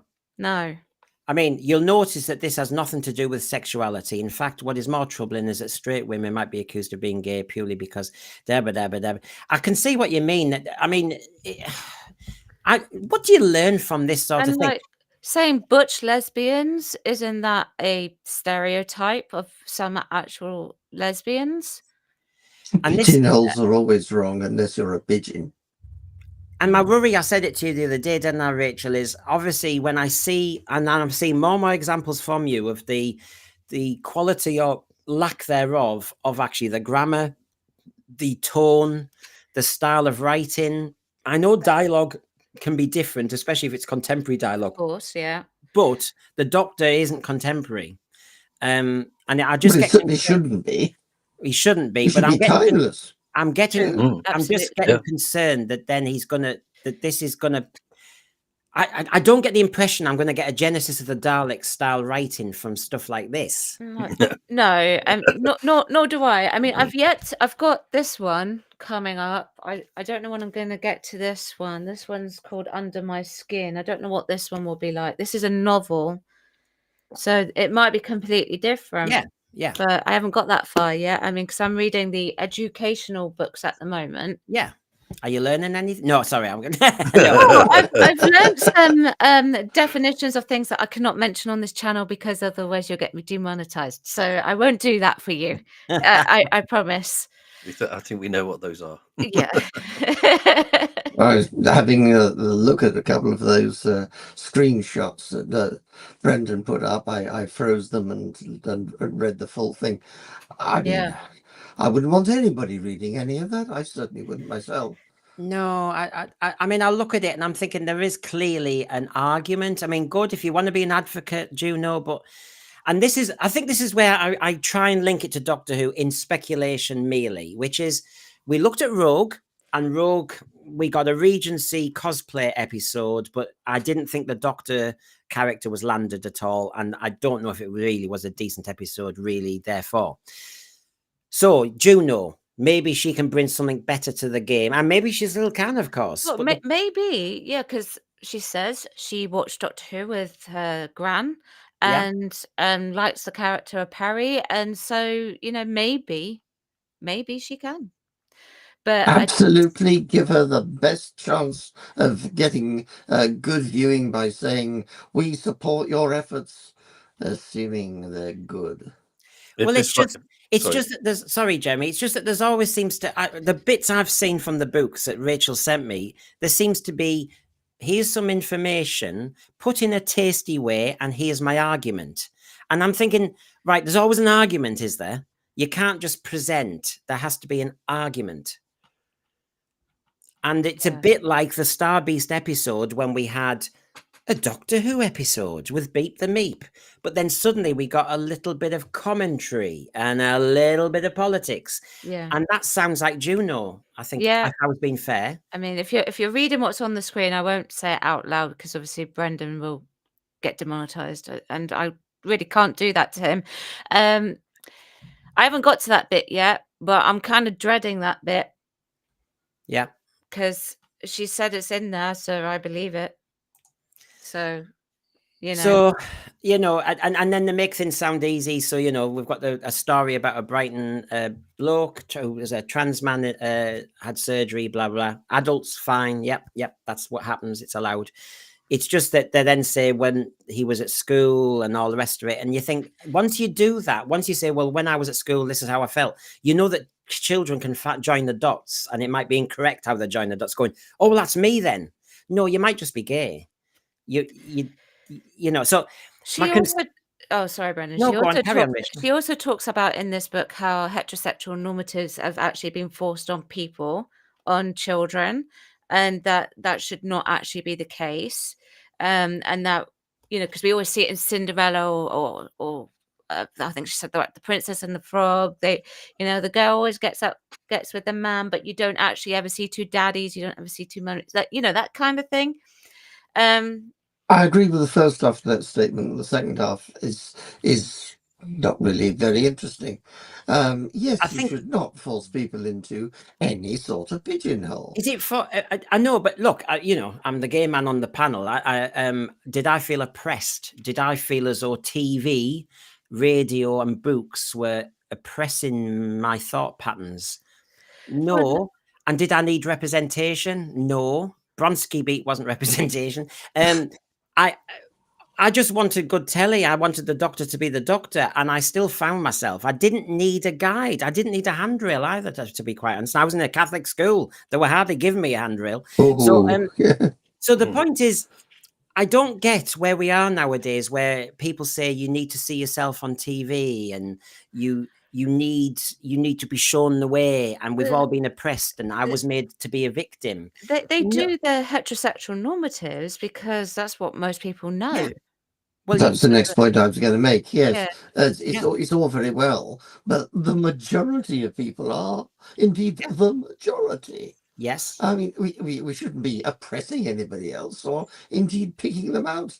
It's dissimilarities are what make people strong. But it makes it sound as though if you watched a program where you saw a heterosexual couple having a life, that is somehow oppressing people just by being, and you're going, no, that's the norm. No. That's the conservative set. You know, that's the status quo. Is it oppressing me by showing it? No. If the argument was that it was being put on deliberately to cow me, but it wasn't, was it? It was entertainment, for God's sake. So I just think there's a victim mentality coming into some of this invective from Juno that it's unnecessary. And please don't make the kids shamed. I've said this about colonialism and British Empire and everything. A kid is born now, and it's got nothing to do with them. Please don't shame them or guilt them. They don't deserve it. Yeah, it's a hard enough. Same goes for environmentalism, by the way. Nobody destroyed the planet deliberately. We all did it, but we didn't know. We can fix it without having to know how it's done. What are you showing us? What's that, Rachel? So this is Juno getting them to draw, like, I think it was stereotypes. Was it stereotypes? I don't know. I can't remember. Or was it?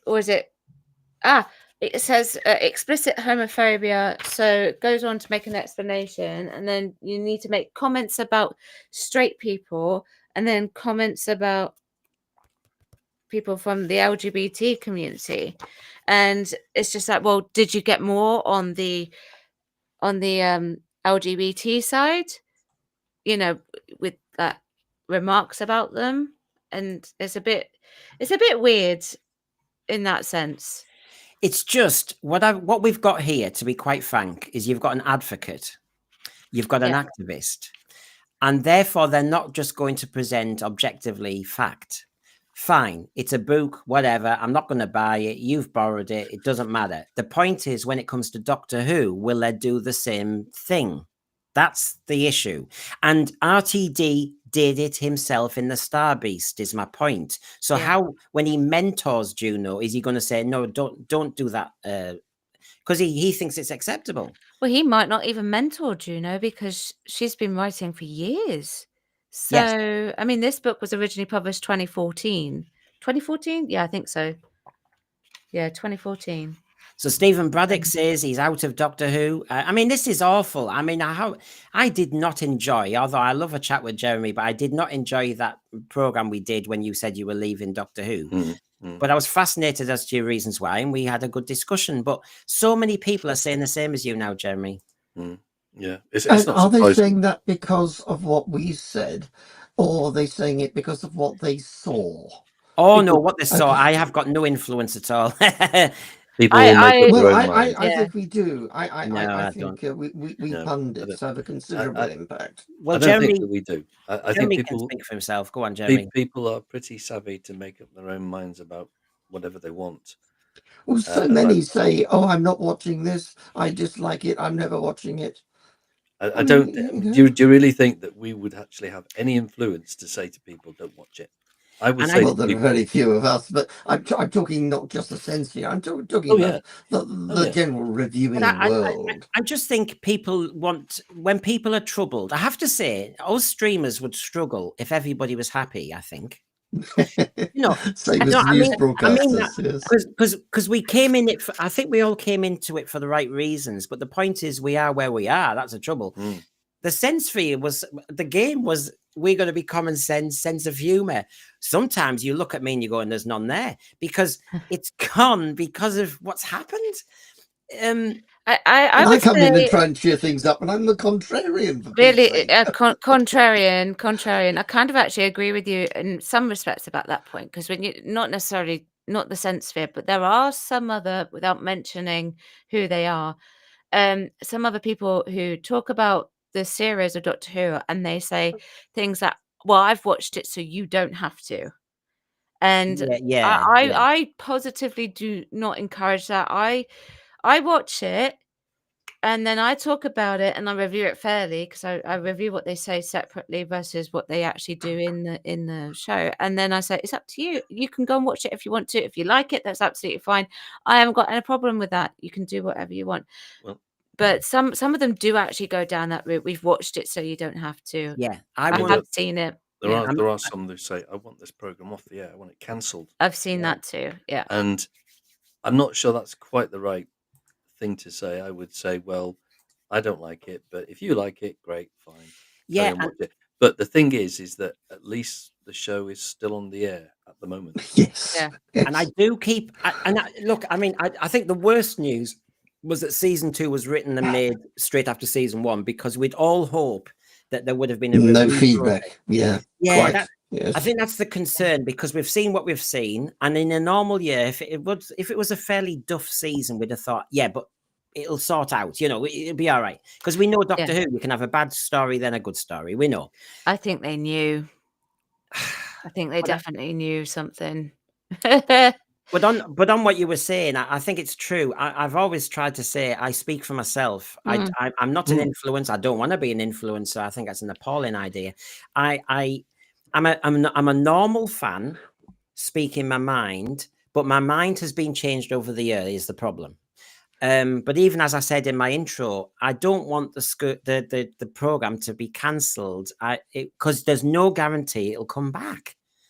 Everybody goes on about these wilderness years. It'll be, we cancel it, then there'll be the wilderness years, lots of creativity, and then it'll come back. Who said? Who knows the future?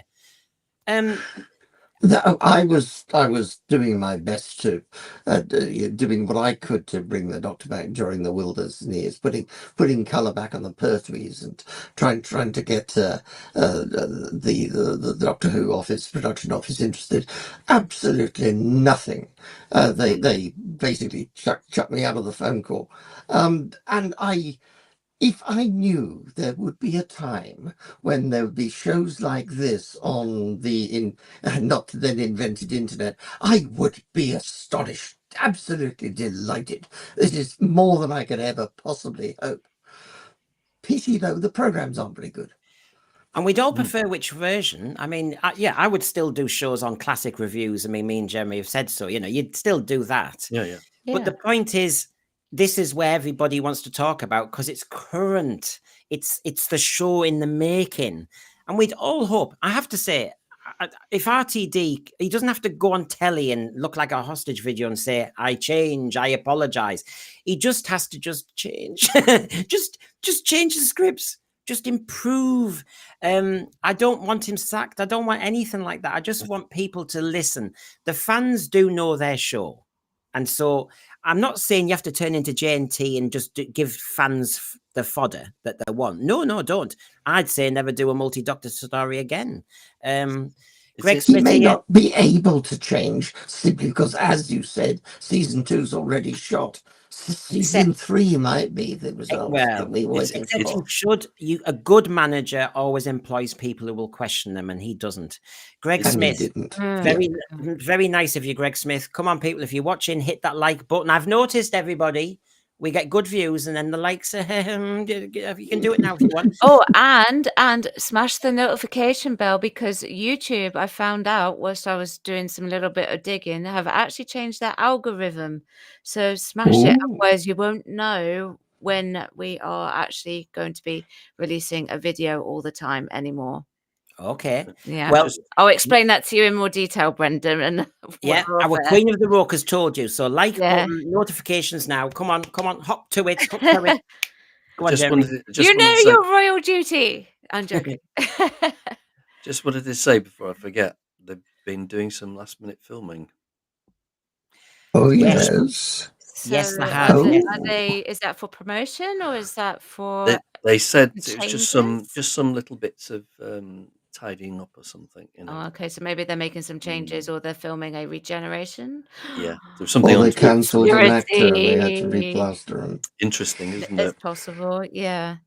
It is, because the rumors are out there all the time that Disney and Ncuti, as in they don't really like the Ncuti iteration of the Doctor, and of course RTD will defend his man, and therefore we have tension.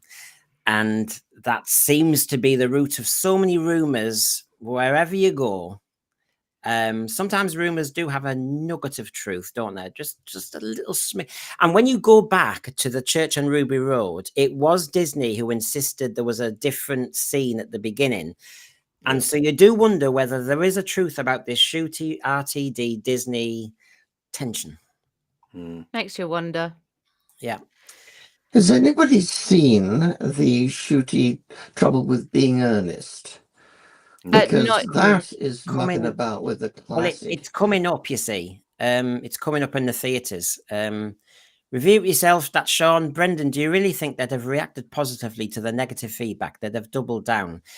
I mean, they won't listen to us, but they're aware of where the fans stand. They're aware of these, not this channel, I'm not picking those up, but they will see from all their algorithms that RTD is mentioned an awful lot. Yeah. They'll know the information's gone back to them. There's no doubt about that.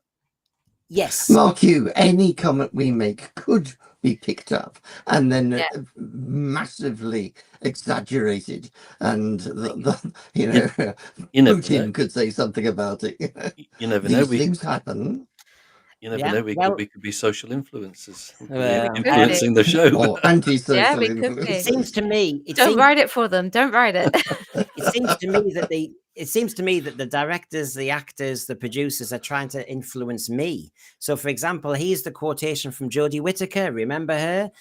When she gave that interview, which went down like a bucket of sick, when she said, what Chris wanted to do, Chibnall, particularly in the casting and the stories, reflect the world we live in today. Now, in a way, I can't criticize that. I went back to the original notes, contemporary characters.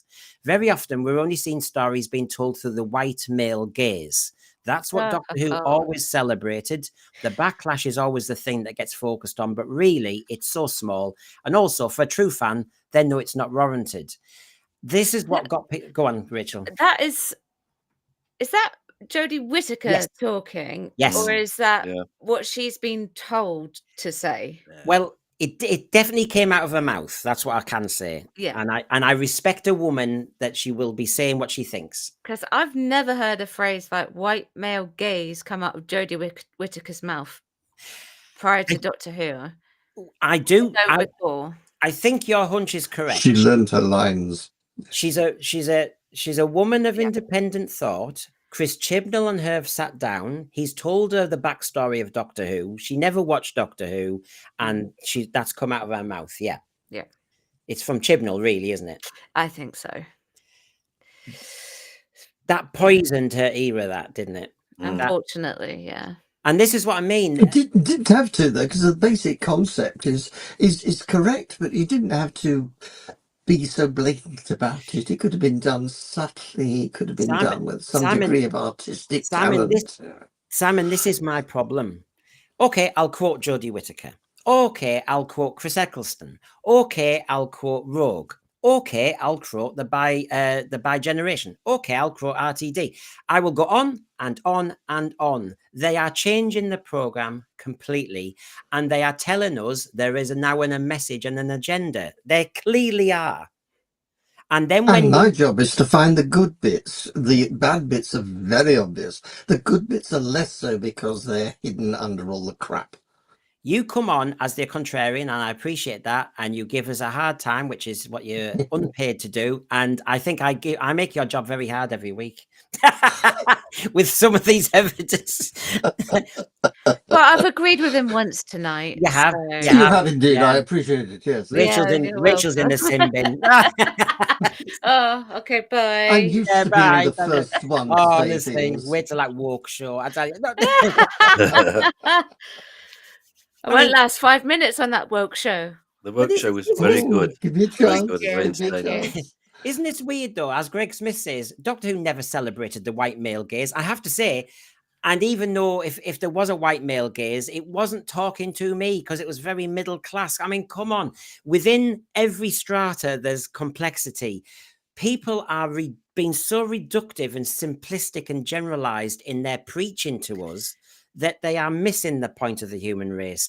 Just do good stories, good characterization, good complexity, and we'll latch onto it. But don't say, I'm presenting this to you. No. What do you think the definition of a quintessentially British is?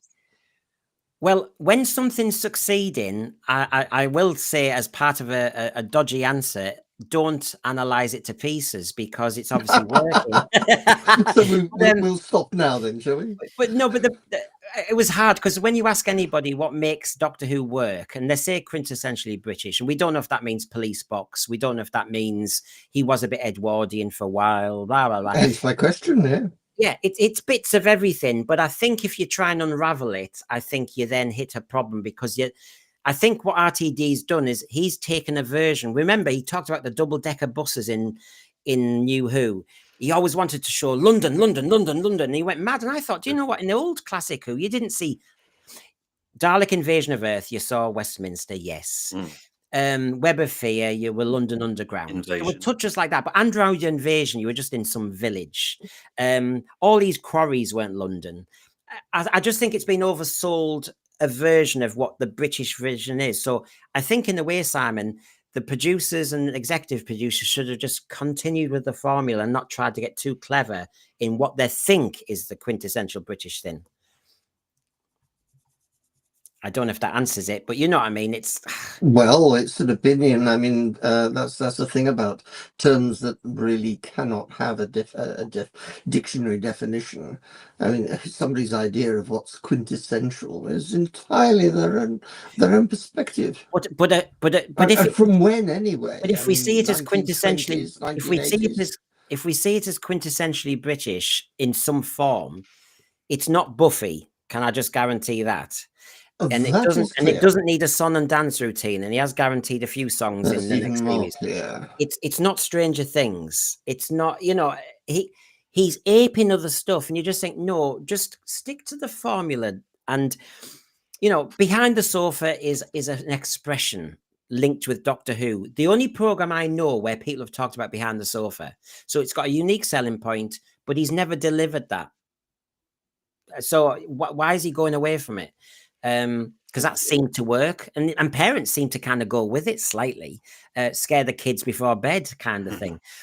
David Harding, British sensibilities is something defines British culture. It's something that's got its domestic audience in mind. David Harding, it's funny, isn't it? Because Inua Ellams, the writer, when we fronted this show with his refugee immigrant discussion, he said the Doctor has a superpower of empathy. And it's funny because I don't think that's how the classic Doctor came across, as empathetic. Sense of justice. Entirely the opposite. Yeah. Yeah. And so it's a funny one. The awkward Britishness. I mean, even Jodie Whittaker had that because, when he had cancer or had a cancer warning, Graham, there was a moment when she didn't know how to talk to him. And I think that is seen as a stereotype British clumsiness with emotion. Whereas, that seems to be the angle that you could say the Doctor's always had, an awkwardness with things like that. And death. I thought that when Jodie did Good that, definition, John. it was quite alien. Yeah. Yeah. I mean, alien or British, are they the same thing? No. The stiff upper lip. But I think the current Doctor and the writer for the current Doctor is not alien anymore. It's become very familiar. But you have an actor who is not Nigerian, but obviously Nigerian in terms of heritage. Yeah. And is bringing that to the show. And you have a writer who's of Nigerian heritage as well, and bringing that to the show. So it's kind of diluting the Britishness of the show. There's no doubt about that. Well, the old style Britishness, but Britishness changes, with the increasing number of everybody. Yeah, the demographics have changed a lot. Yeah, the demographics have certainly changed. So maybe but there is an influence from the outside world, outside the country, which is coming into the show in itself. Whether that's a good thing or a bad thing or not, I don't know. Now, I think we should stick to basically employing me in everything. Paul Richards, good point, Paul Richards. And I'll top you for that one. So he says Sidney Newman was Canadian, correct? And Sidney Newman brought the idea. It was a bit of a postcard idea of this. Warren Hussein, he was the director. He was Verity Lambert. Yeah. Verity Lambert, that great Brit. she executed that idea, you could argue. But then you had Warren Hussein and It was a great melting pot of ideas at the beginning. It really was. And that's what you need, a melting pot of different ideas and questions, and David Whittaker and all that. Go on, Rachel, sorry. So the current series that we've just had, or season as they're now calling it, season one, yeah. The ideas, the concepts, they're all there. They're just not being executed to the standard that we are used to. I think we know can be done.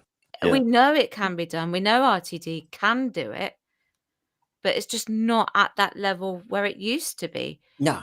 None of the concepts and the ideas are paying off. 73 Is that Disney's fault? Great idea. No, it's not. I would argue it's not Disney's fault. I'd argue it's this person's fault. Not Millie Gibson. This is Millie Gibson saying the next series, season 1, is going to be deliberately controversial. They knew what they were doing. And she was probably told to say that. So Jeremy was saying like earlier on, I've lost my train of thought, sorry. Yeah. Well, if the program is trying to be deliberately controversial, they know they are going way beyond what's expected. Therefore, they decided to take a risk. They got their fingers burned.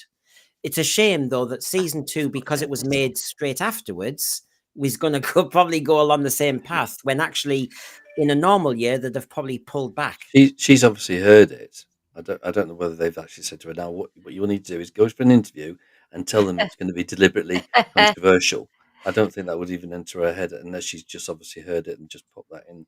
Well, it'll make my job very, very hard indeed. I remembered what I was going to say now. Jeremy was saying, how they used to like give you little tidbits and like things that you would make you want to watch.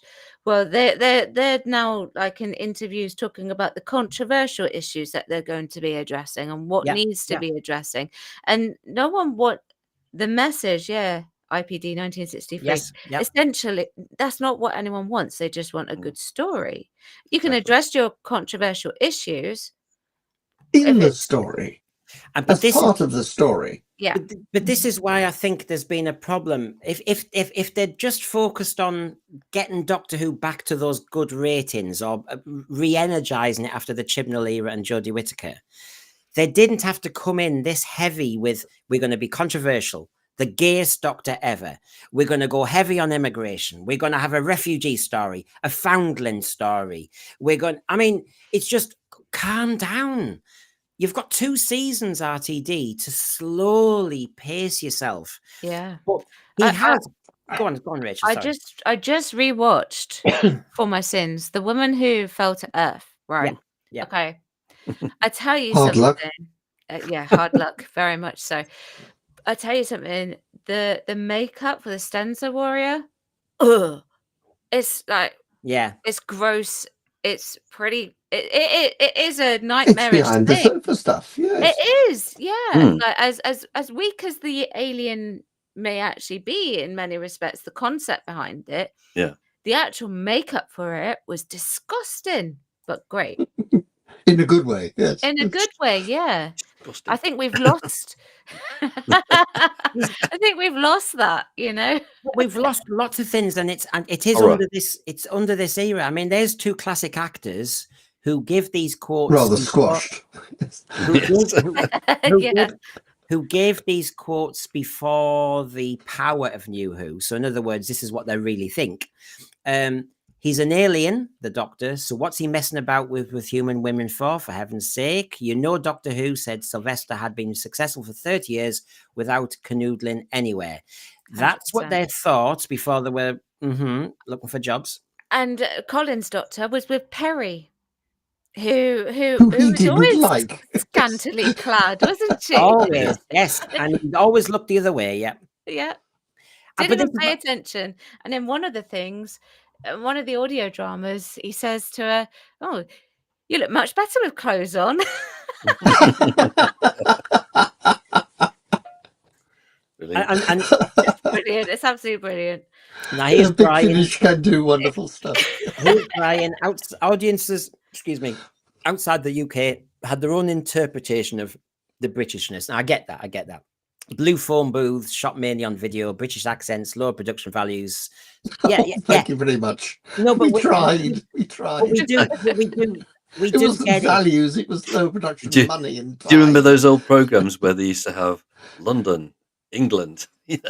Well, that one, yes.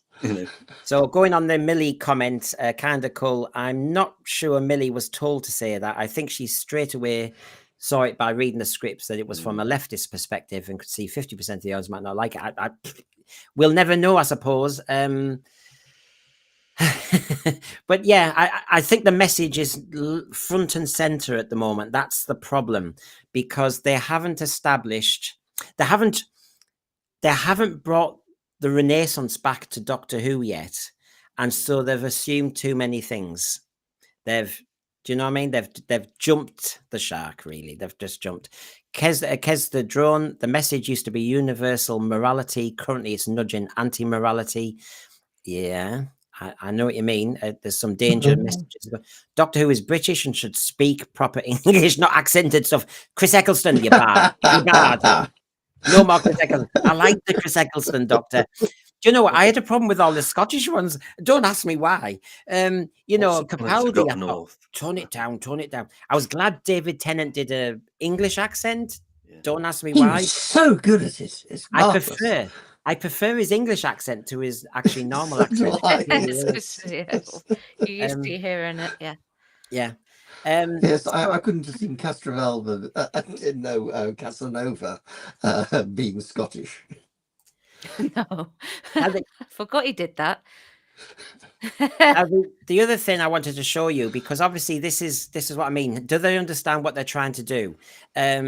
You know, Davy's talking about casting Gatwa and everything, you know, going through what he wants. Suddenly there was a man in front of me being very funny and lighting up the room when he smiles, and then being sinister as hell and commanding the room. So that's why he got the job. And I suppose they've said that about Tom Baker and various people over the years.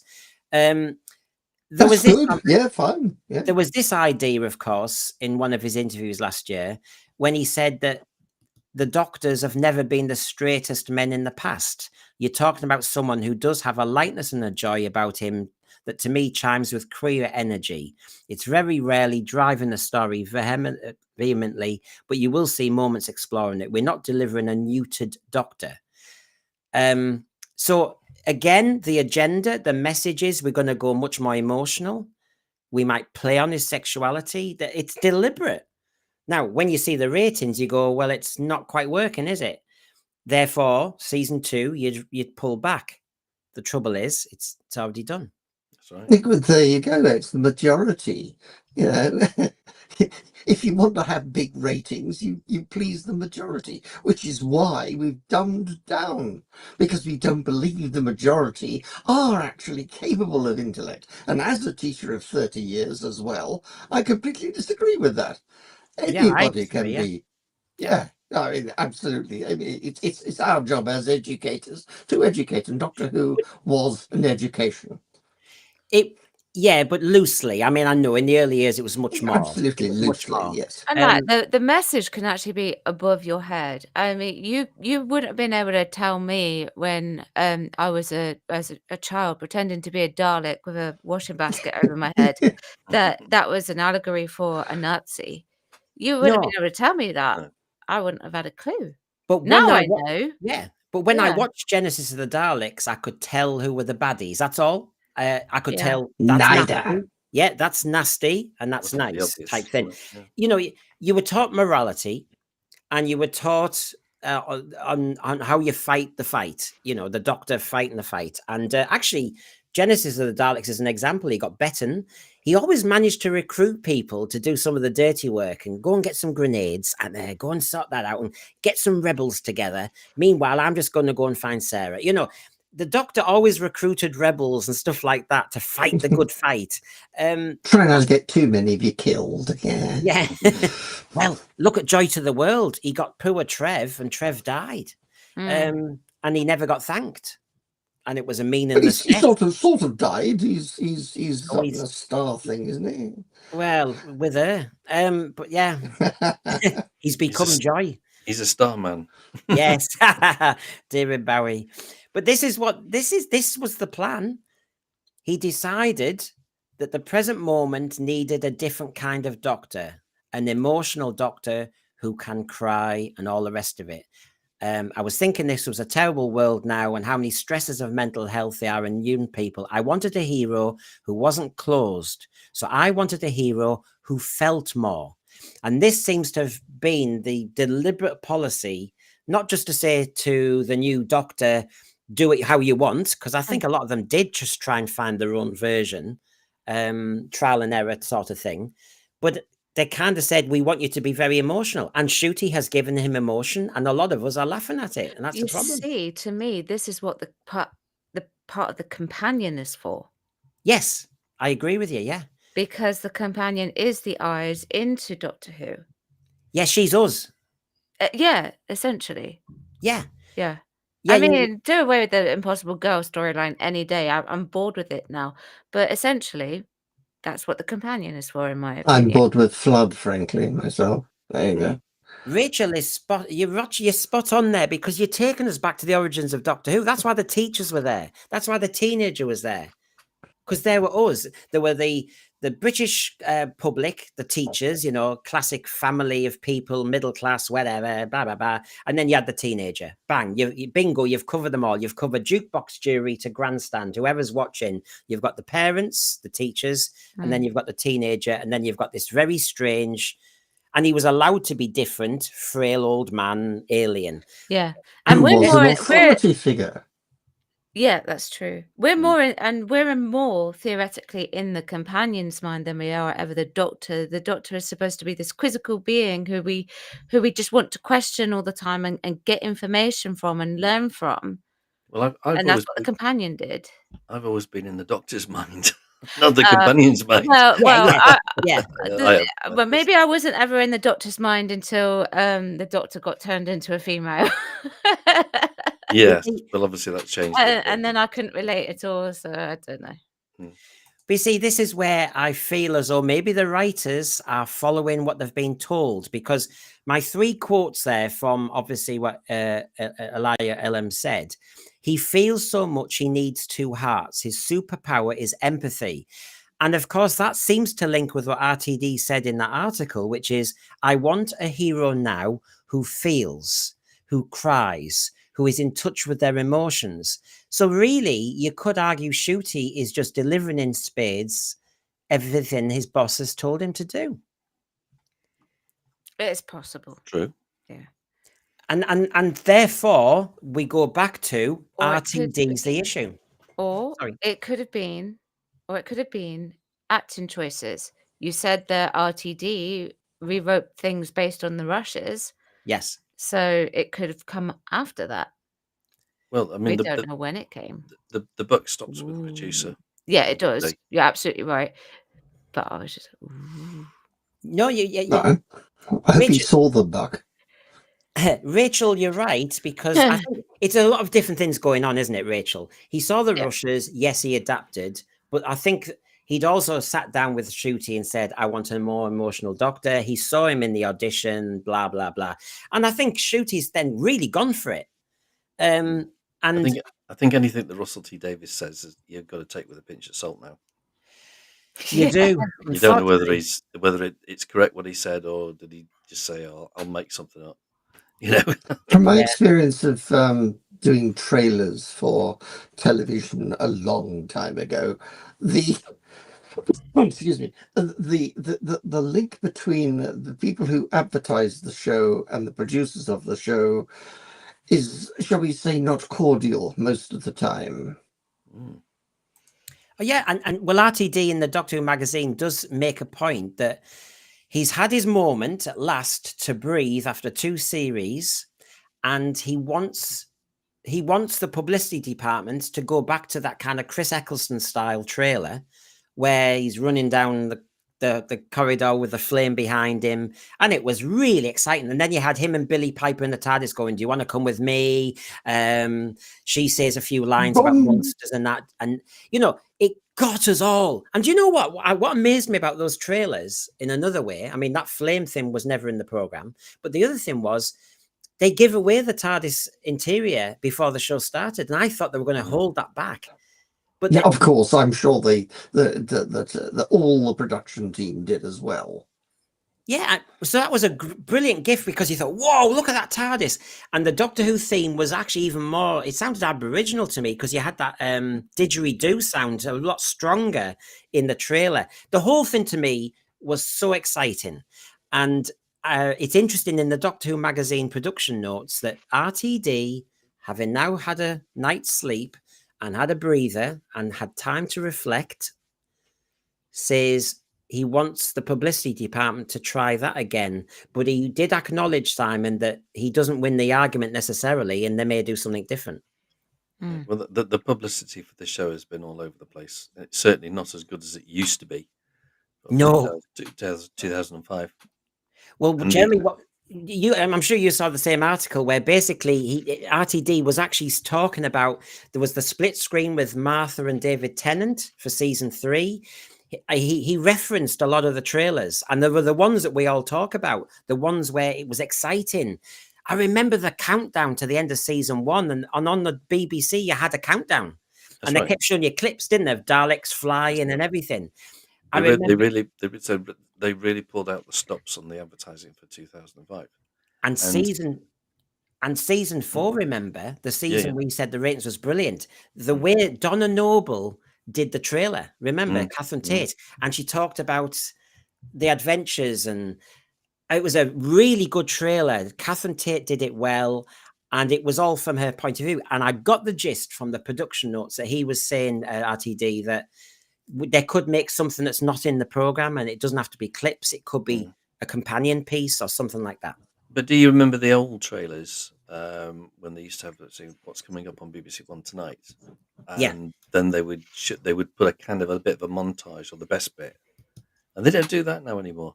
Mind you, having said that, remember when the BBC, when you go back to the old days, I remember in the 70s when the BBC did a clip, tonight on BBC One, and they'd show you, a clip from Doctor Who, and it was always some rubbish dialogue. It was always like, it was always, Sarah, put the tea out. No, it was just something meaningless. And then, and after that, we have Watchdog, and then and you thought, that is not the best seller for Doctor Who, having just meaningless drivel line. The Planet of Evil. Those trailers took all day to make. Sometimes Simon, a week. They were hellish. Simon, they were so dull to make. Surely, exactly. They could have picked a better line. Terror of the Zygons. That was a really good trailer. That was a good trailer. The autumn season on BBC One. Yeah, I feel like I'm missing out now. No, they are. They're on YouTube. But Rachel, I have to be fair. There were some other ones, like I think this for the start of season 18, the Destiny of the Daleks season. Tom Baker was a little bit. He was behind a Gardener's World shrub and all the rest of it. It was a very cheap set with 1 or 2 plants, and he was a little bit cheeky and It was a bit, trailers and trailers. I really wanted the follow-up to the Leela in Gallifrey trailer mini show, because that was so gorgeous in every way. Yes. They showed everything. Look at Sean here. I need to say no more than that. Look at Sean. The best trailer in the world won't change the final product. That's true. Yes. This is the problem, and you're very right. We can go on about, and maybe RTD. You see, is this... Oh, I don't know. I hope he's not feeling desperate. I truly mean this. There is sincerity there. True. I hope RTD's not going, oh my God, we've really waded so far that way. We really need a good publicity drive to pull it back. But it's true, Sean, because it's a bit like if my thumbnail tonight and then the content of the program didn't deliver, I just tried to bait people in. People soon get the gist of that and don't come back. The trailer has to deliver what the content of the program is. Well, maybe this is what they're filming.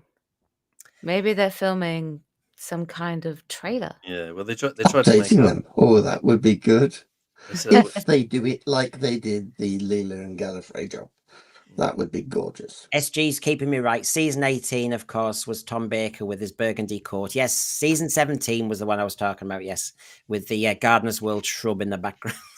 I think he was trying to pretend he was back on Creature from the Pit planet, because I think it was a clip really from the Jungle Lair, and he came out. Can you remember that, Jeremy? He was kind of on a planet or something, and that was the trailer. Yeah, there was one where he was doing something for Animal Magic, and he was in the stocks. Do you remember that one? Yes. That was in Creature from the Pit, wasn't it? Yeah, Creature from the Pit.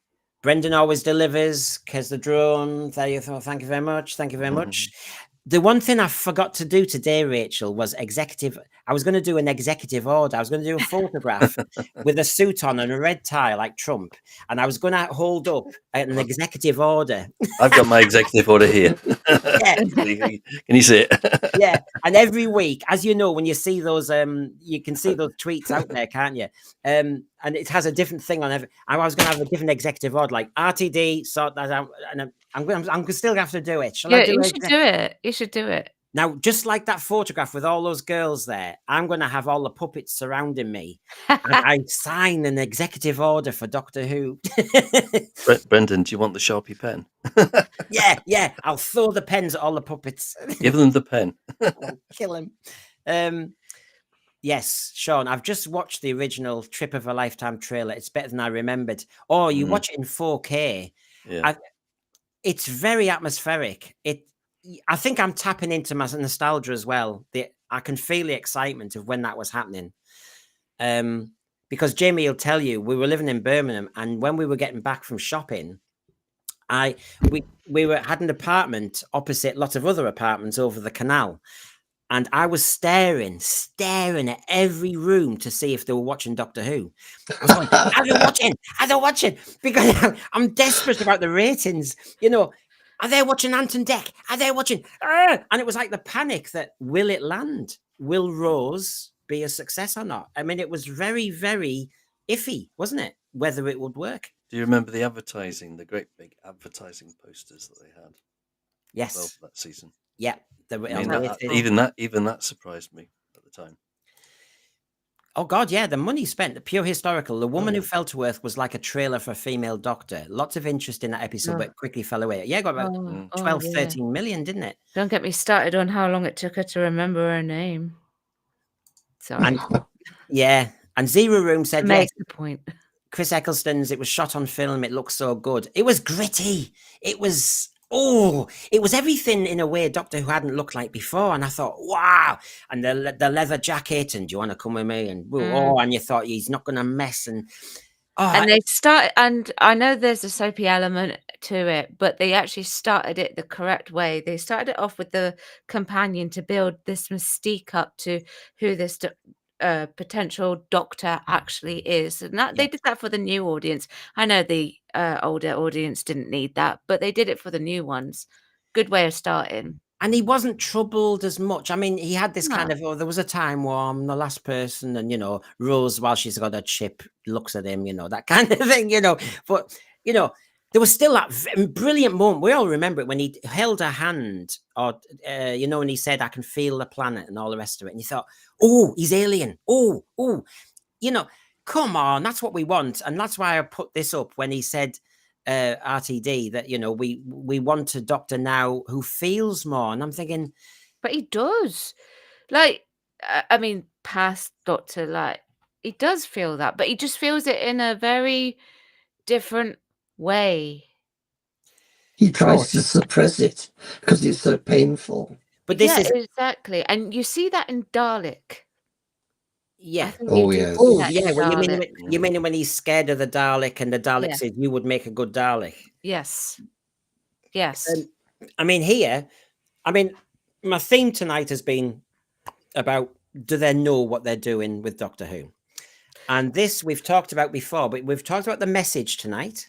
We've talked about the origins of Doctor Who. We've talked about the choice of the actor, and we're pulling it all together. Remember, the current team are also trying to gender push, societal push outfits of the Doctor. In other words, they want to be the gayest, the most controversial. We've got a message. We've selected our writers who have a message, not necessarily sci-fi messages. And what the Doctor wears are going to be out there. And we've as laudable as that argument is, it just won't get the ratings. No, it'll turn. I'm not approving sometimes of people's conservatism, but the point is, you have to know your audience. But there will be conservative, and they will push back on this. And we've seen a shot of season 2 with Rtd'S in the TARDIS with Ncuti, and he's wearing a version of a kind of pinstripe, but it's more of a skirt kilt. It's a kind of all-in-one, like, waistcoat turning into a kilt. It's a denim. Yeah, kind of. Yeah. A pinstripe denim or something, isn't it? No, it's a mixture of things he wore in season 1. But again, it's just pushing it a bit out there. And this is when I have more problems with it. And being gay or not shouldn't come into it. But this is when you're not representing me, when you're pushing this too hard. You know, you're making it worse, because I can see people's laughter. I can see people's ridicule. I can see people's apathy. And then I get really worried that you've pushed it too far. You're turning people off. Number one, you're killing the program. You're killing Ncuti's chance. And you're making us a laughing stock. And actually, you're making me a laughing stock. This is a no-win scenario to me. I would like to see him in the TARDIS with a sewing machine making all his clothes. Oh, no. They'll do a whole story over that, Simon. They'll do a whole story. Sewing bee. God, sewing bee. dear me. Doctor Who and the sewing bee. Yeah, I think they'd be Oh. losing the thread. they will. Yes, exactly. I don't like what you did there, Jeremy. But I got that all buttoned up. with a threadbare plot. But I just My don't know job how here is done.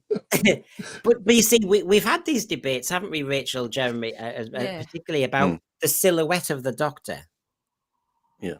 And now he doesn't have one, and I think you're just undermining Ncuti.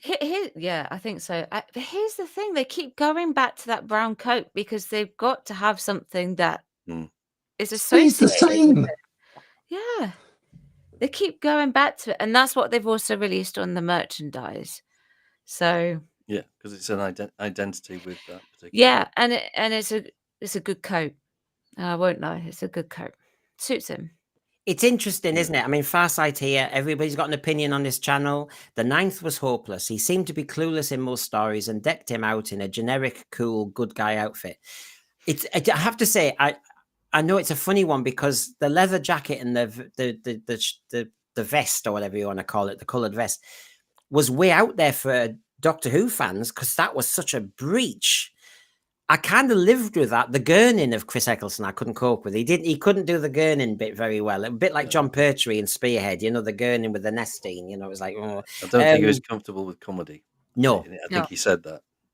No, and actually, John Pertwee, who was a comedy actor, was really good. Great radio comedy actor. Yes. Yeah, but he was really good at serious. Comedy actors tend to be very good at serious. Exactly. So comedians do as well. It's weird Greg how Smith, it happens. There were countless times in classic Who, says Greg, when he would attempt to sacrifice himself to save others.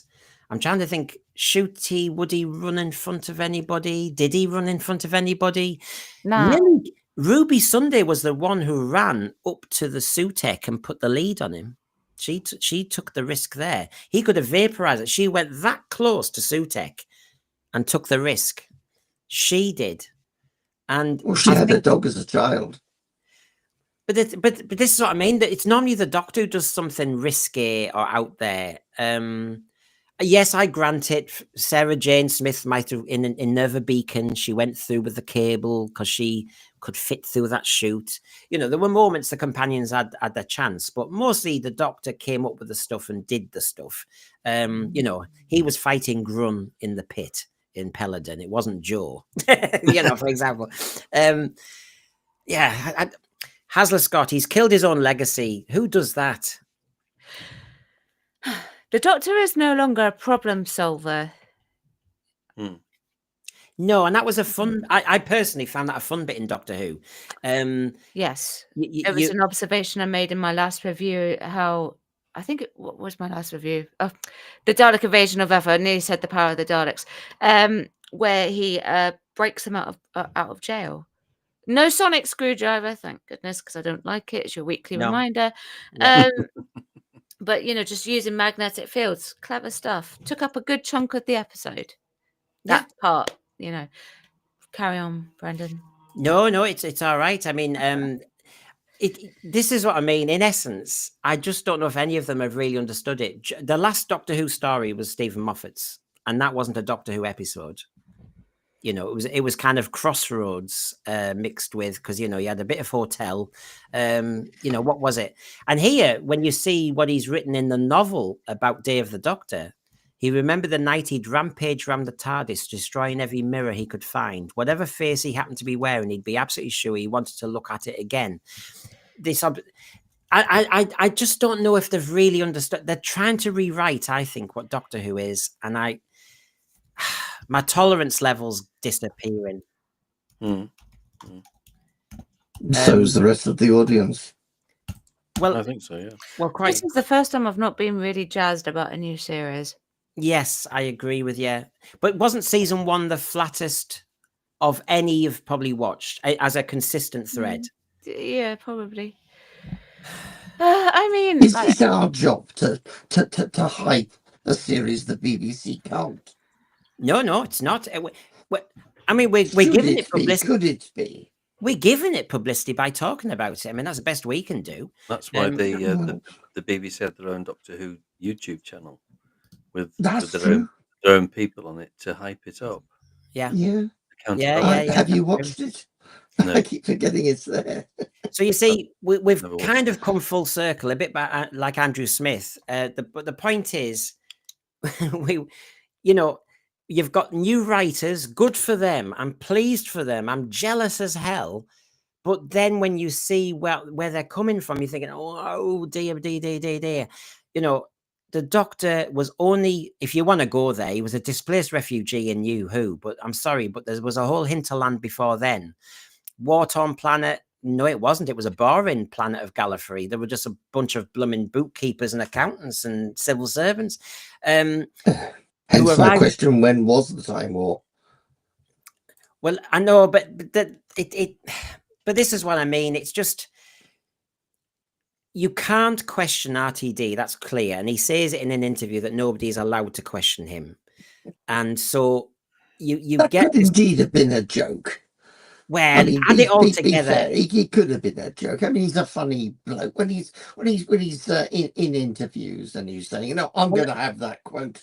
Yeah, but his context, because you say there's always a greater context. The context of that, the context of that interview was he was talking about an actor who deliberately went against his script, and he said he disappeared. And so the point was, so nobody's allowed to question me. Because I know what I'm doing. I'm a writer. And so, you get long-term threats and so forth. I can understand if he's taking it somewhere and this guy's puncturing it halfway along. Leave it alone.